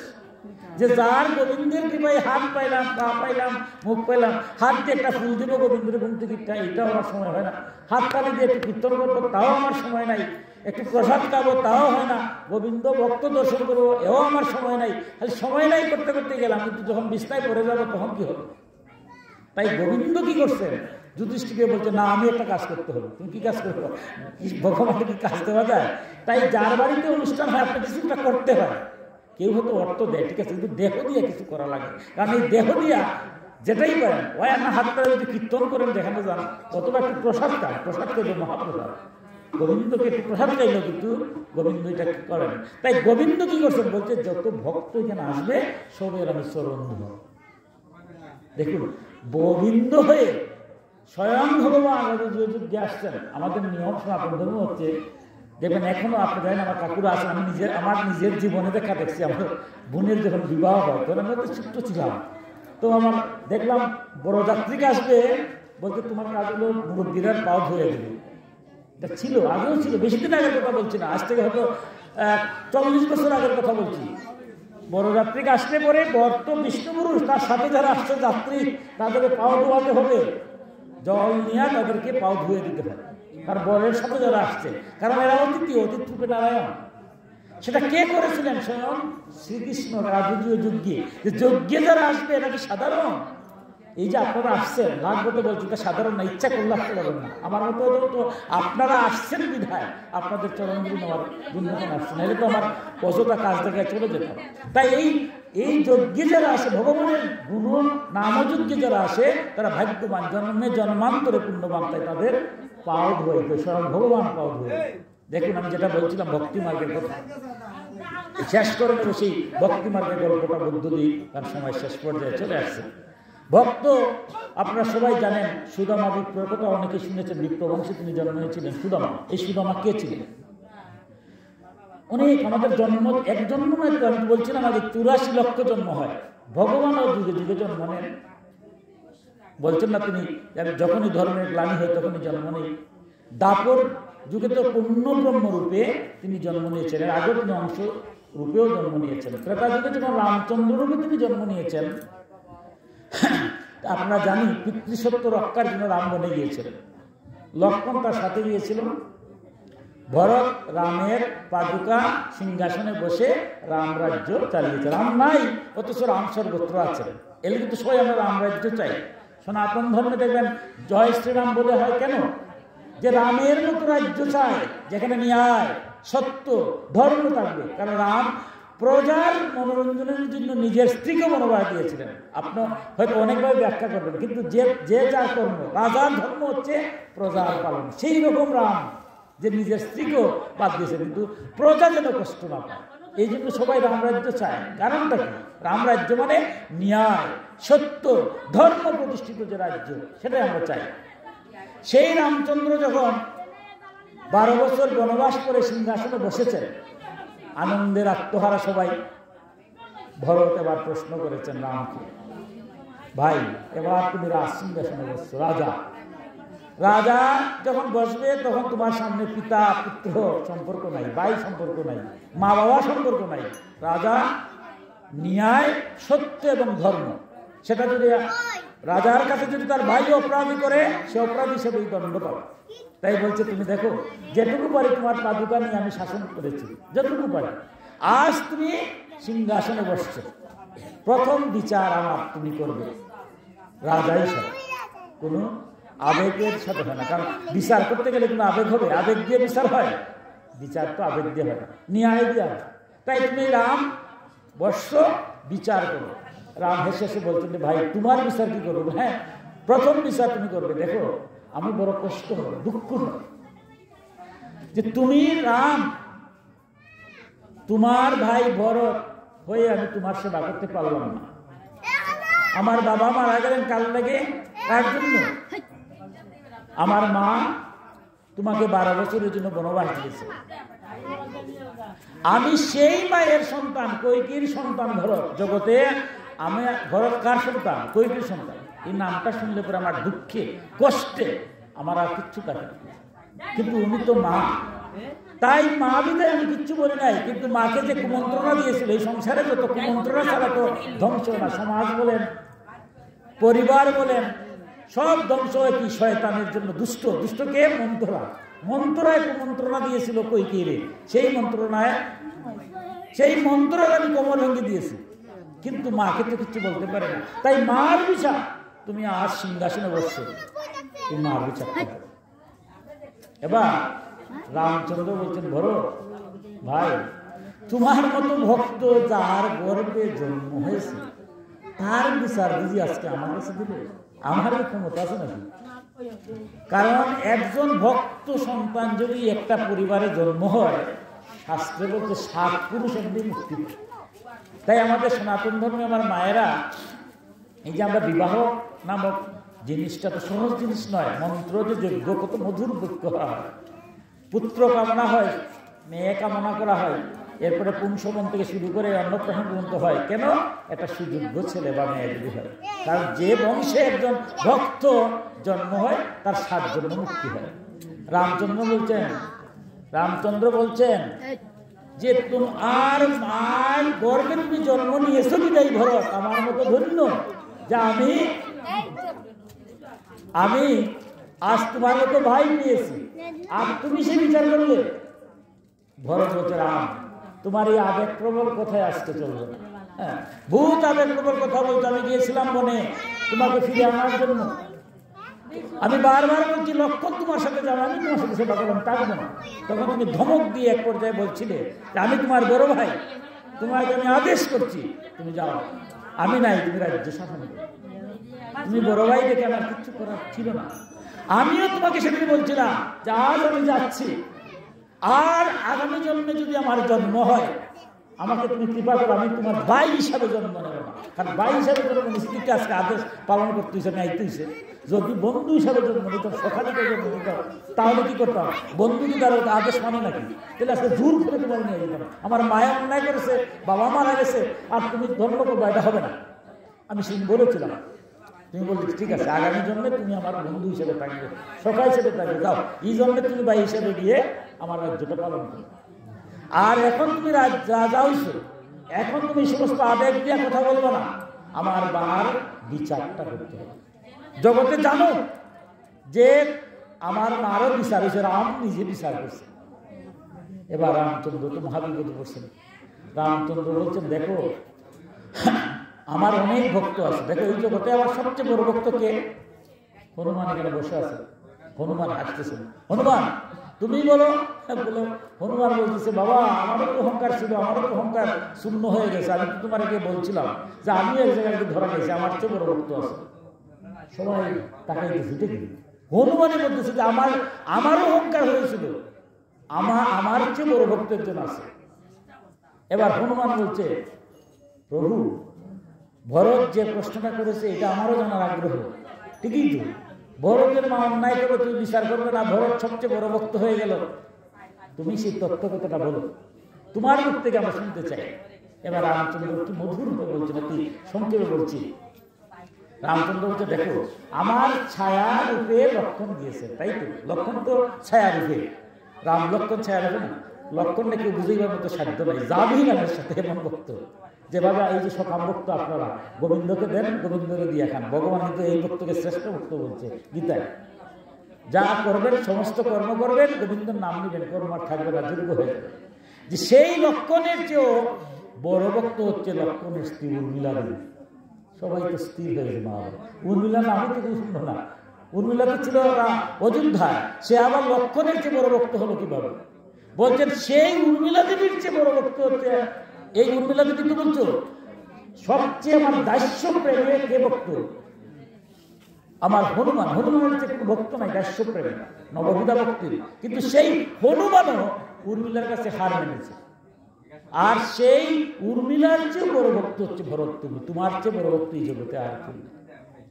এবার তো কিরকম প্রশ্ন না, কত ভক্তর মেলি কেন? দেখা গেছে লক্ষণও ভক্ত, উনার স্ত্রী বলছে লক্ষণের চেয়ে বড় ভক্ত, আবার দাস্য ভক্ত, হনুমানের চেয়ে কোনো ভক্তই নাই। হনুমান আবার দেখা যায় কার কাছে হার মানছে? উর্মিলা দেবীর কাছে। আবার রামচন্দ্র বলছেন উর্মিলার চেয়ে বড় ভক্ত হচ্ছে ভরত। কথাটা অতি সংক্ষেপে বলছি, দেখুন যখন লক্ষণ শক্তিশালী মারা গেলেন, শক্তিশালীর বিষয় ছিল যে সূর্য অস্তের আগে যদি বিশল্যকরণী আনা হয় তাহলে সে বেঁচে যাবে। যার উপরে শক্তিশালী মারা যায় সে মারা গেছে, কিন্তু তার প্রাণটা থেকে যায়। যদি সূর্য অস্তের আগে বিশিল্য করে আনা হয়, কারণ যারা বড়দের এরা তো এরকমই বড়দের, যাতে বড়টা আবার বাঁচতে পারে। লক্ষণ যখন শক্তিশালী মারা গেল তখন তো হাউ হাউ করে কাটতেছে সবাই কাটতেছে, রামও কাটতেছেন। কি করা? বিশিল্য করণী, বিভীষণ বলছেন যে বিশিল্য করণী আনলেই সব জানা যাবে। বিশিল্য করে কে আনবে? গন্ধভাজন পর্বতে বিশিল্য করণী। হনুমান বলছে, প্রভু তোমার নাম আমি তো জানি, তোমার চেয়ে তো নাম বড়, ভগবানের চেয়ে কিন্তু না, ভগবানের চেয়ে ভগবানের নাম, এই যে নাম হরির নাম বলা হয়, ভগবানের চেয়ে নাম বড়। বড় বলি তো ভক্ত হনুমান কি করছে? রাম রাম বলে সব জয় করে ফেলছে। সে বলতে কোনো সমস্যাই নাই। রাম নিজে বলছে আমি আনবো কিভাবে? আনতে পারতেছে না, কেউ পারতেছে না, বলতে আমি পারবো। সে রাম নাম বলে গন্ধমাদন পর্বতে গিয়েছে। এইদিকে সূর্য অস্ত চলে যাচ্ছে। সূর্যকে রাম নাম বলে তার আবার হাতের মুঠো রেখে দিয়েছে। এদিকে বিশুল্য করে নামটাও ভুলে গেছে হঠাৎ করে। বলছে হায় রে, এখন কি করবে? আস্থা পর্বতটাই জল দিয়েছে রাম নাম বলে, আস্থা পর্বত নিয়ে গেছে মাথায় নিয়ে। যখন অযোধ্যার উপর দিয়ে যাচ্ছে, অযোধ্যার ভরত ভাবতেছে কোনো দানবটা না হয়তো কোনো ক্ষতি করছে, তাই তিনি কি করছেন? রাম নামে একটি বান মেরেছেন। রাম নাম নিয়ে যখন বান দিয়েছেন, তখন হনুমান দেখতেছে তার এই পর্বত লিয়া কাটতে পারতেছে না। বলছে সব্যনাশ, পর্বত ফাড়াচ্ছে। তখন হনুমানের বলছে সব্যনাশ, কোনো একটা ঘটনা আছে। তাই সে রাম রাম বলতে বলতেই নিচে নেমে গেছে না। যখন রাম নাম বলছে, ভরত সবাই দৌড়ে গিয়ে বলছে সব্যনাশ, রাম নাম, তুমি কে? বলছে প্রভু আমি তো দাস, রামের দাস, আমি হনুমান। এই পর্বত নিয়ে কোথায় যাচ্ছ? যে লক্ষণ তো মারা গেছে। রাম হাউ হাউ করে কাটছে। গিয়েছিলাম গন্ধমাদন পর্বতে, সেখানে ঔষধের নামটা আমি ভুলে গেছি, তাই পর্বত নিয়ে যাচ্ছি। যে যেমনে বলছে লক্ষণ মারা গেছে, লক্ষণ মারা যাওয়ার শোনা মাত্রই হাউ হাউ করে শত্রুঘ্ন কাঁদছে, ভরত কাঁদছে, কৈকিও তো বুঝছিলেন যেটা ঠিক নাই, কৈকিও কাঁদছে, সবাই কাঁদতেছে, হাউ হাউ করে কাঁদতেছে। হনুমান বলছে আর সময় নেই, আমাকে আবার তুমি বান দিয়ে দাও, আমি চলে যাই। কিন্তু যাওয়ার মুহূর্তে হনুমান খেয়াল করলো একজন মেয়েলু মহিলা এত কান্না কাঁদতেছে, কিন্তু সে কিন্তু কাঁদে নেই, একদম স্থির হয়ে বসে আছে। মনে মনে ভাবলো কৈকি পর্যন্ত কাঁদতেছে, লক্ষণ মারা গেছে, তাহলে কি রাম লক্ষণের বিরোধী কেউ আছে নাকি? কেন এই মহিলা তো কাঁদলো না? তাই বললো আমি হয়তো বুঝতে পারি নাই। সে আবার বললো দেখুন লক্ষণ রামের উড়ুর মধ্যে আছে, আর কান্না করতেছে রাম, হয়তো রামই মারা যাবে, তাই আমাকে তাড়াতাড়ি বিদায় দিয়া দেন, আমরা চলে যাব। যখন এই কথা বলছে তখন হাউ হাউ করে আবার সবাই কাঁদতেছে, কিন্তু এবার এই মহিলাটা কি করতেছে? হাসতেছে। হনুমান এবার চিন্তা করে রাগ উঠে গেছে হনুমানের, সর্বনাশ। ভরতকে বলছে মহিলা কে? রাম রাজ্যে কি রাম লিলু দিয়েছে? লক্ষণ মারা গেছে, রাম কাঁদতেছে, সে হাসতেছে। এবার ভরত চেয়ে দেখেন উর্মিলা দেবী, লক্ষণ স্ত্রী। ভরত তো স্ত্রী, কি বিষয় বন্ধু বলছে তো লক্ষণ স্ত্রী উর্মিলা দেবী। তখন উর্মিলা দেবীকে প্রণাম করে হনুমান বলছে যে মাগো, বুঝলাম না, আগে তুমি কিচ্ছু করলে না, কাঁদলে না, এবার তুমি হাসছো, বিষয়টা তো বুঝলাম না। এবার উর্মিলা দেবী হনুমানকে বলছে বাবা তুমি আমার ছাতে আসো। নিয়ে গেলেন তার ঘরে গিয়ে বললেন একটা প্রদীপ, এই যে আমরা প্রদীপ প্রজ্বলন করি, আমরা কিন্তু শুভকর্ম হলে একটা প্রদীপ জ্বালিয়ে রাখি, পূজা পার্বণ যাই করি, এই প্রদীপটা কোথা থেকে আসছে? সেই রামায়ণের প্রদীপ। বলতে দেখো যখন লক্ষণ বনে যাবে রামের সেবা করার জন্য, সে ভাবলো দুইটা বাধা, একটা হলো মা বাধা আর একটা হলো স্ত্রী বাধা। কারণ মায়ের কোলে জন্ম নিয়েছি, মায়েরকে বাধা দিলে একটা থাকতে হবে, আর স্ত্রীরে বিবাহ বন্ধনে নিয়ে আসছে এক হৃদয়। রামের সাথে যাচ্ছেন সীতার তো বনবাস হয়ে নাই, সীতা গেছেন। ওর লক্ষণের স্ত্রী যদি বলে আমিও যাবো, না করতে পারবেননি। তাই লক্ষণ প্রথম তার মার কাছ থেকে বিদায় নিলেন। মা খুশি হয়ে বললেন রামের সঙ্গে যাচ্ছ? রাম আর সীতাকে নিজের মা বাবার মধ্যে সেবা করলেন, আনন্দে আসছেন। কিন্তু উর্মিলা বললেন আমার ঘরে আসে ঢুকতেছে না। লক্ষণ ভাবতেছে আমার যে স্ত্রী কি যাইতে দেবে? স্ত্রী তো বললো সেও আমার লোকে যাবে, আর উর্মিলা দেবী যদি আমার সাথে যায় তাহলে কি হবে? আমার রাম সেবাটা হবে না। তাই কি করলো? কাঁদতেছে। তখন উর্মিলা দেবী বললো আমি তখন কি বললাম? আমি বললাম এই যে প্রদীপ, এই যে দেখো আমি রাম নামে একটা প্রদীপ জ্বালাইছি, সেই প্রদীপটা জলঝল করতেছে। এই প্রদীপ যতক্ষণ আছে ততক্ষণকে রাম লক্ষণ কি মারা যেতে পারে? তার যে ভক্তি শ্রদ্ধা। হনুমান বললো মাগো আমার কি ভুল হয়েছে, আমি ভাবছিলাম আমি মনে করো ভক্ত। এই সংসারে যে কে ভক্ত, কতটুকু ভক্তি, যে ভক্তি যুগ উর্মিলার ভক্তি, তাহলে হনুমানের স্বীকার করেছে। রাম বলতেছে এবার ভরত তুমি তার চেয়ে বড় ভক্তি, কারণ তুমি আমার আদেশ পালন করেছিলে। তুমি যে এই যে রাজ সিংহাসনে আসছো, সিংহাসনে তুমি বসো নাই, রাজ পালনকে তুমি ঘুমাও নাই। আমি ঘুমাইছি যেহেতু কাশ্যার মধ্যে, মাটির মধ্যে, তুমিও মাটির মধ্যে ঘুমাইছো। তাই তোমাকে আমি আশীর্বাদ করছি আগামী জন্মে তুমিও যে বলছিলে আমার ভাই হবে না, আমিও তোমার ভাই হবে না। কারণ তুমি যদি ভাই না হয়ে ছোট ভাই না হতে, আজকে তোমার আমি পাও ধোয়াইয়া পূজা করতাম। কিন্তু জগতে কি করবে, ছোট ভাই তো ভরত তো করতে পারে না। কিন্তু আমার আদেশ পালন করে রামরাজ্যটা 12 বছর রাখছো। তুমি পালনকে সময় মৃত্তিকায় শুয়েছ। এই যে এরকম ভাইকে আছে, আগামী জন্মে আমিও পূর্ণ ব্রহ্ম হবে, কৃষ্ণরূপে জন্ম নেব, আর তুমিও বিপ্রভু সুদামা নামে জন্ম নেবে। তোমার পাও ধৌত করাইয়া আমিও তো করতে শিখাইব। আমার ভক্ত যদি আমার নিয়ে কিছু করে, আমিও তার জন্য পাও ধৌত রাখবো। তাই আজ তারপর যদি আমরা দেখেছি স্বয়ং ভগবান শ্রীকৃষ্ণ সুদামা পা দিয়ে তারা ভক্তি করেছেন। তাই ভক্তি মার্গে যারা যান, ভগবানও আপনার জন্য লালায়িত। সবাই সেই প্রেম ভক্তির মধ্য দিয়ে ইহকাল শান্তি হোক, আর পরকালে তো গোবিন্দের চরণ পাবেন, সেই প্রার্থনা জানিয়ে আমার ভাগবতীয় কথা এখানে বিশ্রাম নিলাম। সর্বে ভবন্তু সুখিনঃ, সর্বে সন্তু নিরাময়া, সর্বে ভদ্রাণি পশ্যন্তু, মা কশ্চিৎ দুঃখভাগ্। এই পৃথিবীর সকলে সুখী হোক, সকলে মুক্ত হোক, কেউ দুঃখ লাভ না করে, সকলে শান্তি লাভ করো। ওম শান্তি, ওম শান্তি, ওম শান্তি। জয় জয় নিতাই গৌর সীতানাথ প্রেমানন্দে, হরি হরি বল। জয় জয় নিতাই গৌর সীতানাথ প্রেমানন্দে, হরি হরি বল। জয় জয় নিতাই গৌর সীতানাথ প্রেমানন্দে, হরি হরি বল। হরে কৃষ্ণ কৃষ্ণ কৃষ্ণ হরে হরে, হরে রাম রাম রাম হরে হরে, হরে কৃষ্ণ কৃষ্ণ কৃষ্ণ হরে হরে, হরে রাম রাম রাম হরে হরে, হরে কৃষ্ণ কৃষ্ণ কৃষ্ণ হরে হরে, হরে রাম রাম রাম